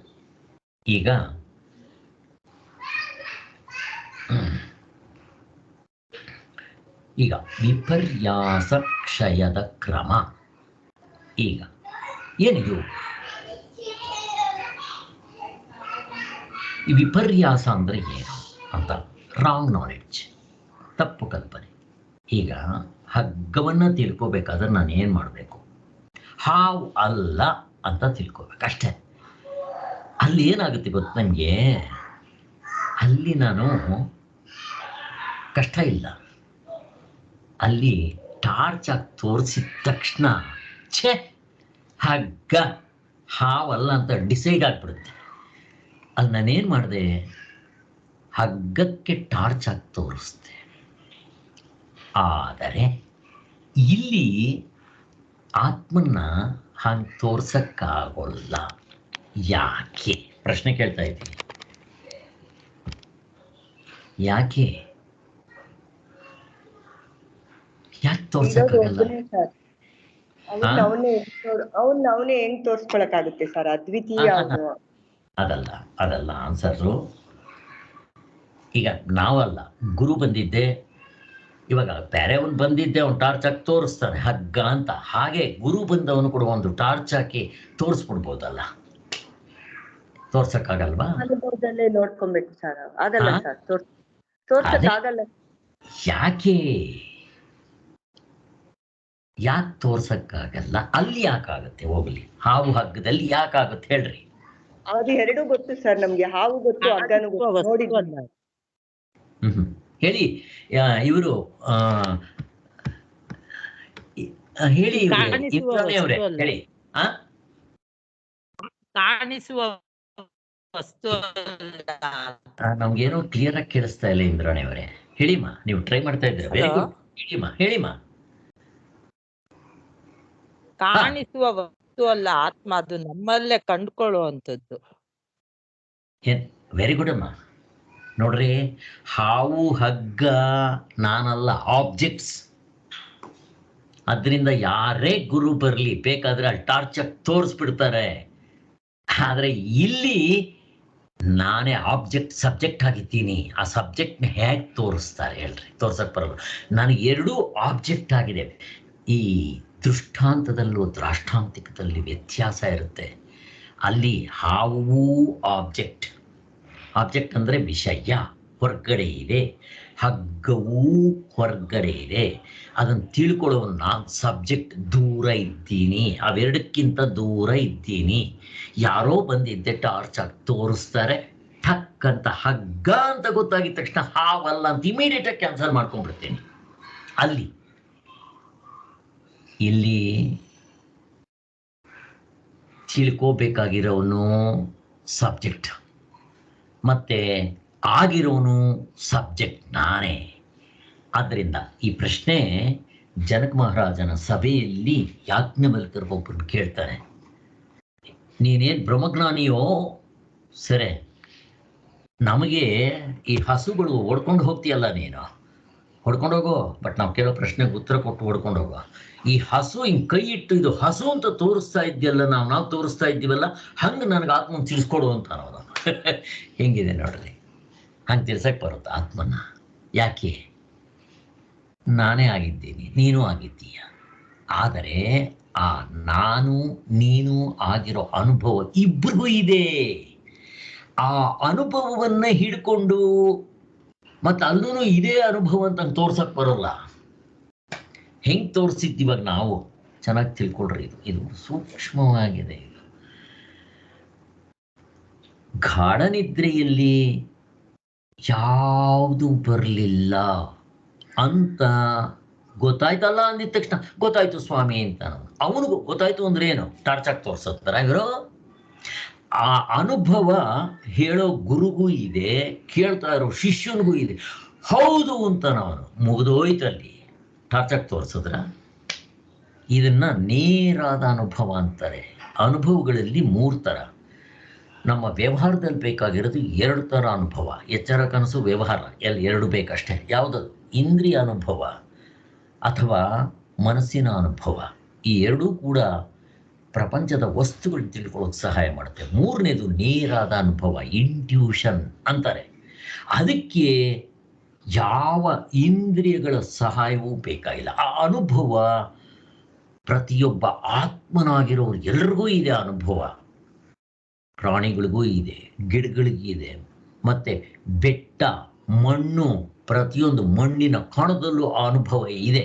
ಬಟ್ ಅವು ತಿಳ್ಕೊಳ್ಳೋಕ್ಕೆ ಇನ್ಸ್ಟ್ರೂಮೆಂಟ್ಸ್ ಇಲ್ಲ, ಅವುಗಳಿಗೆ ಹೇಳಿದ್ರೆ ಅರ್ಥ ಆಗೋದಿಲ್ಲ. ನಾಯಿಗೂ ಇದೆ. ನನ್ನ ನಾಯಿಗೆ ನೀನು ಎಚ್ಚರ, ಕನಸು, ನಿದ್ದೆ 3 ವಸ್ತುಗಳಿದೆ ಅಂದ್ರೆ ಬೌ ಅನ್ನುತ್ತದು. ಅದಕ್ಕೆ ಅರ್ಥ ಆಗೋದಿಲ್ಲ. ಮನುಷ್ಯನಿಗೆ ಒಬ್ಬನಿಗೆ, ಅದಕ್ಕೆ ಮನುಷ್ಯನಾಗಿ ಹುಟ್ಟಿದ್ದು ಮಾನವ ಜನ್ಮ ಬಲು ಶ್ರೇಷ್ಠವಯ್ಯ, ವ್ಯರ್ಥ ಮಾಡಿಕೊಳ್ಳದರಿ ಉಚ್ಚಪದಿರ ಅಂತವರು ನಮಗೆ ಕಳಕಳೆಯಿಂದ ಹೇಳ್ತಾರೆ. ಅವರು ನಮ್ಗೆ ಅದು ಅರ್ಥ ಆಗೋದಿಲ್ಲ. ಆದ್ದರಿಂದ ಇದು ಆ ಅನುಭವ ಹೇಳೋ ಗುರುಗೂ ಇದೆ, ಶಿಷ್ಯನಿಗೂ ಇದೆ. ಆ ಅನುಭವದ ಕಡೆ ನಿಮ್ಮ ಮನಸ್ಸನ್ನು ತೀರಿಸಿದ್ರೆ ಕೊನೆಗೆ ಆಯ್ತಲ್ಲ, ಮನಸ್ಸಾದ್ರೂ ಆತ್ಮನ ಕಾಣ್ಕೊಂತಲ್ಲ ಅಂದ್ರೆ ಅಲ್ಲ. ಈ ಮನಸ್ಸು ಆ ಕಡೆ ಹೋಗಿದ ತಕ್ಷಣ ಈ ಮನಸ್ಸು ತಾನು ತನ್ಮನ್ ಬಿಡುತ್ತೆ, ಆತ್ಮನಾಗಿರ್ತೀವಿ. ಗುರ್ಸಿದ್ದ ಆತ್ಮನಿಂದ ತುಂಬ ಸೂಕ್ಷ್ಮವಾಗಿದೆ. ಇಲ್ಲಿ ಆನ್ಸರ್ ಹೇಳ್ಬಿಡ್ತೀವಿ, ಹೇಳೋದು ಈ ಬಾಯಿಂದ. ಮತ್ತೆ ಈ ಆತ್ಮನೂ ನಾನೂ ಈ ಜನಕ ಮಹಾರಾಜ ಅಥವಾ ಈ ನಾನೂ ಈ ನಮ್ಮ ವೇಷಗಳು ಹಾಕ್ಕೊಂಡ್ಬಿಟ್ಟು ಮನಸ್ಸನ್ನು, ಈ ಮನಸ್ಸನ್ನು ಉಪಯೋಗಿಸ್ಕೊಂಡು ಇದೇ ಬಾಯಿಂದ ಹೊರಪಡಿಸ್ತಾನೆ. ಹೌದು, ಇವು ಯಾವುದು ಅಲ್ಲಿ ಬರಲಿಲ್ಲ ಅಂತ. ಈ ಮನಸ್ಸನ್ನು ಕೇಳ್ರಿ, ಮನಸ್ಸೇ, ನೀನು ನಿದ್ದೆನ ಕಂಡಿದ್ದೀಯ, ನೀನು ನಿದ್ದೆ ಬಂದ್ರೆ ನಿದ್ದೆಲಿ ನೀನು ಇರ್ತೀಯ ಅಂತ ಕೇಳ್ರೆ ಬಾಯಿ ಮುಚ್ಕೊಂತ ನಾನು ಬರೋಕ್ಕಾಗಲ್ಲ ಅಂತಾರೆ. ಮತ್ತೆ ನೀನು ಹೆಂಗೆ ಹೇಳ್ತೀಯ, ಬಾಯಿ ಮುಚ್ಚಿ ಅಂತನ್ರಿ. ಬೇರೆ ದಾರಿ ಇಲ್ಲ, ಹೊರಪಡಿಸ್ತಾನೆ ಅಷ್ಟೇ. ಅದನ್ನ ಎಲ್ಲಿಂದ ತಗೊಂಬಂದೆ? ಸಾಲ ಆತ್ಮನಿಂದ ತಗೊಂಬಂದ. ನೀರು ಸುಡ್ತಾ ಇದೆ, ಎಲ್ಲಿಂದ ತಗೊಂಬಂತು? ಬೆಂಕಿಯಿಂದ.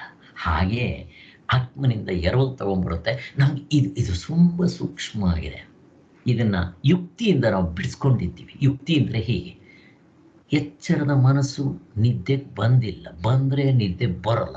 ಇವು ನಿದ್ದೆಗೆ ಬಂದಿಲ್ಲ ಅನ್ನೋದು ಇವನಿಗೆ ಹೆಂಗೆ ಗೊತ್ತಾಗುತ್ತೆ ನೋಡ್ರಿ? ಇದು ತರ್ಕ, ಬಟ್ ಅನುಭವಕ್ಕೆ ಹೊಂದುತ್ತೆ. ಅದೇ ರೀತಿ ಕನಸಿಗೆ ಬರ್ತೀಯ, ಬರೋಲ್ಲ. ಮತ್ತು ಕನಸಿನ ವಿಚಾರ ಎಲ್ಲ ಪಟ ಪಟ ಪಟ ಹೇಳ್ತೀಯಲ್ಲ, ಅರೆ ನನಗೆ ಗೊತ್ತಾಗಲ್ಲಪ್ಪ ಅಂತಾರೆ. ಹಿಂಗಿನ ಪ್ರಶ್ನೆ ಕೇಳಿ, ಅದೇನು ಸ್ವಾಮಿ ಒಟ್ಟಿನಲ್ಲಿ ನನಗೆ ಗೊತ್ತಾಗಿದೆ ಅಂತಾನೆ. ಈ ಹೇಳೋವನು ಯಾರು, ಅಲ್ಲಿ ಇದ್ದವನು ಯಾರು, ಅವನು ಬಿಡಿಸ್ಕೊಳಕ್ಕೆ ಬರಲ್ಲ. ಈಗ ನಮಗೆ ಕ್ಲಿಯರ್ ಕಟ್ ಪಿಕ್ಚರ್ ಸಿಕ್ಕಿದೆ. ಅಂದರೆ ಯಾಕೆ ಹೇಳಕ್ಕೆ ಬಂದೆ ಇಷ್ಟೆಲ್ಲ ಅಂತಂದರೆ, ದೃಷ್ಟಾಂತದಲ್ಲಿ 2 ಆಬ್ಜೆಕ್ಟ್ ಆಗಿದೆ. ಅಲ್ಲಿ ಗುರುಗಳು ಟಾರ್ಚ್ ಹಾಕಿ ನನಗೆ ಹಗ್ಗ ಅಂತ ಗೊತ್ತಾದ್ರೆ ನಾನೇನು ಮಾಡಬೇಕಾಗಿಲ್ಲ. ನೀವಲ್ಲಿ ಹಗ್ಗವನ್ನು ತೆಗೆದಾಕ್ಬೇಕಾಗಿಲ್ಲ. ಅಪ್ಪ ಅದು ನಾಗರ ಹಾವಲ್ಲ ಕೊಣೋ, ಅದು ನೀರು ಹಾವಲ್ಲ ಕೊಣೋ, ಅದು ಕೆರೆ ಹಾವಲ್ಲ ಕೊಣೋ, ವಿಷ ಇಲ್ದಿರೋ ಹಾವಲ್ಲ, ಹಿಂಗೇನು ಹೇಳಬೇಕಾಗಿಲ್ಲ. ಡೈರೆಕ್ಟಾಗಿ ನೀವೊಂದು ಆ ವಸ್ತು ಕಡೆ ಟಾರ್ಚ್ ಹಾಕ್ರಿ, ಹಗ್ಗ ಅಂತ ಗೊತ್ತಾದರೆ ಅವನಿಗೆ ಎಲ್ಲ ಸಂಶಯಗಳು ಹೋಗ್ಬಿಡುತ್ತೆ. ಅದು ಹಗ್ಗವ ಹಾವಲ್ಲ, ನೀರಿನ ಕೋಡಿ ಅಲ್ಲ, ನೆಲದ ಬೆರಕಲ್ಲ, ಎಲ್ಲ ಕಿತ್ತಗೊಂಡೋಗುತ್ತೆ 100. ಬಟ್ ಆತ್ಮ ನಂಗೆ ತೋರ್ಸಕ್ಕೆ ಬರೋದಿಲ್ಲ. ಇಲ್ದಿದ್ರೆ ನಾವೆಲ್ಲರೂ ಠಕ್ ಅಂತ ತಿಳ್ಕೊಂಡ್ಬಿಡ್ತಾ ಇದ್ವಿ. ಸ್ವಾಮಿ ಯಾಕೆ ನಾನೇ ಆಗಿದ್ದೀನಿ.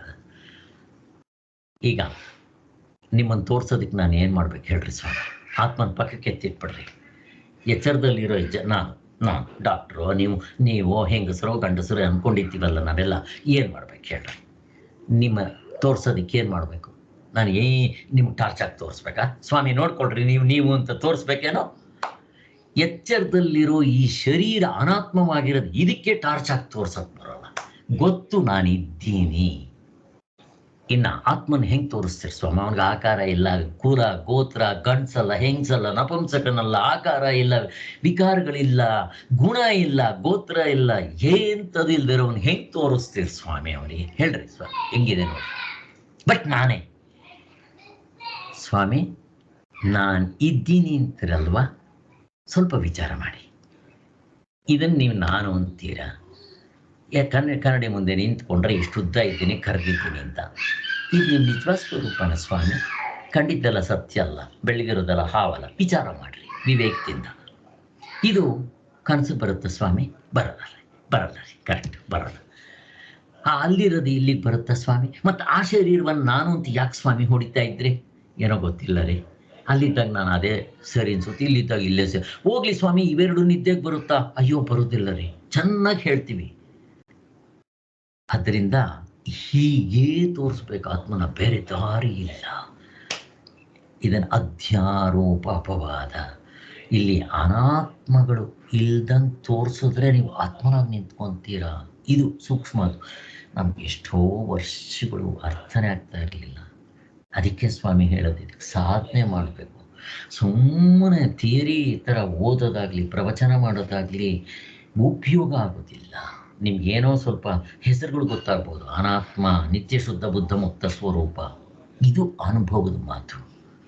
ಇದನ್ನು ಸಚ್ಚಿದಾನಂದ ಸರಸ್ವತಿ ಸ್ವಾಮಿಗಳು ತಿಳಿಸ್ತಾ ಇದ್ದಾರೆ. ನನಗೆ ಗೊತ್ತಿದ್ದಂಗೆ ಕುಲಕರ್ಣಿ ಸ್ವಾಮಿಗಳು, ಅವ್ರು ಬಿಟ್ಟರೆ ಭಗವತ್ಪಾದರು, ಹಿಂಗೆ ಗೋಪಿನಾಥರು, ಇವರೆಲ್ಲ. ನಾವು ಈ ಕಡೆಯಿಂದ ಬಂದರೆ ಇನ್ನು ರಘುನಂದನ್ ಅವರು ತಿಳಿಸ್ತಾರೆ. ನಾನು ಇಷ್ಟು ಜನ ಬಿಟ್ಟರೆ ಇನ್ನು ಯಾರು ತಿಳಿಸ್ತಾರೆ ನನಗೆ ಗೊತ್ತಿಲ್ಲ ಸ್ವಾಮಿ. ನಮಗೆ ಗೊತ್ತಿರೋದು ಇಷ್ಟು ತಿಳಿಸ್ಬೋದು. ನಾನು ಯಾರೂ ತಿಳಿಸೋದಿಲ್ಲ ಅಂತ ನಾನೇನು ಹೇಳ್ತಾ ಇಲ್ಲ. ಬಟ್ ಇದು ನಿಜವಾದ ಮಾರ್ಗ. ನಮಗೆ ಕುಲಕರ್ಣಿ ಸ್ವಾಮಿಗಳು, ಭಗವತ್ಪಾದರು ಹೇಳ್ತಾ ಇದ್ರು. ಇದನ್ನು ಸಚ್ಚಿದಾನಂದ ಸರಸ್ವತಿ ಸ್ವಾಮಿಗಳು ನಮಗೆ ತಿಳಿಸ್ಕೊಟ್ರು ಅಂತ ಹೇಳ್ತಾ ಇದ್ರು. ಅವ್ರು ಹೀಗೆ ಹೇಳ್ತಾ ಇದ್ರು ಅಂತ ಹೇಳ್ತಾ ಇದ್ರು. ನಾನು ಹಂಗೂ ಕೇಳ್ತಾ ಇದ್ದೆ, ಸ್ವಾಮಿ ಸಚ್ಚಿದಾನಂದ ಸರಸ್ವತಿ ಸ್ವಾಮಿಗಳು ಹೇಗೆ ಹೇಳ್ತಾ ಇದ್ರು?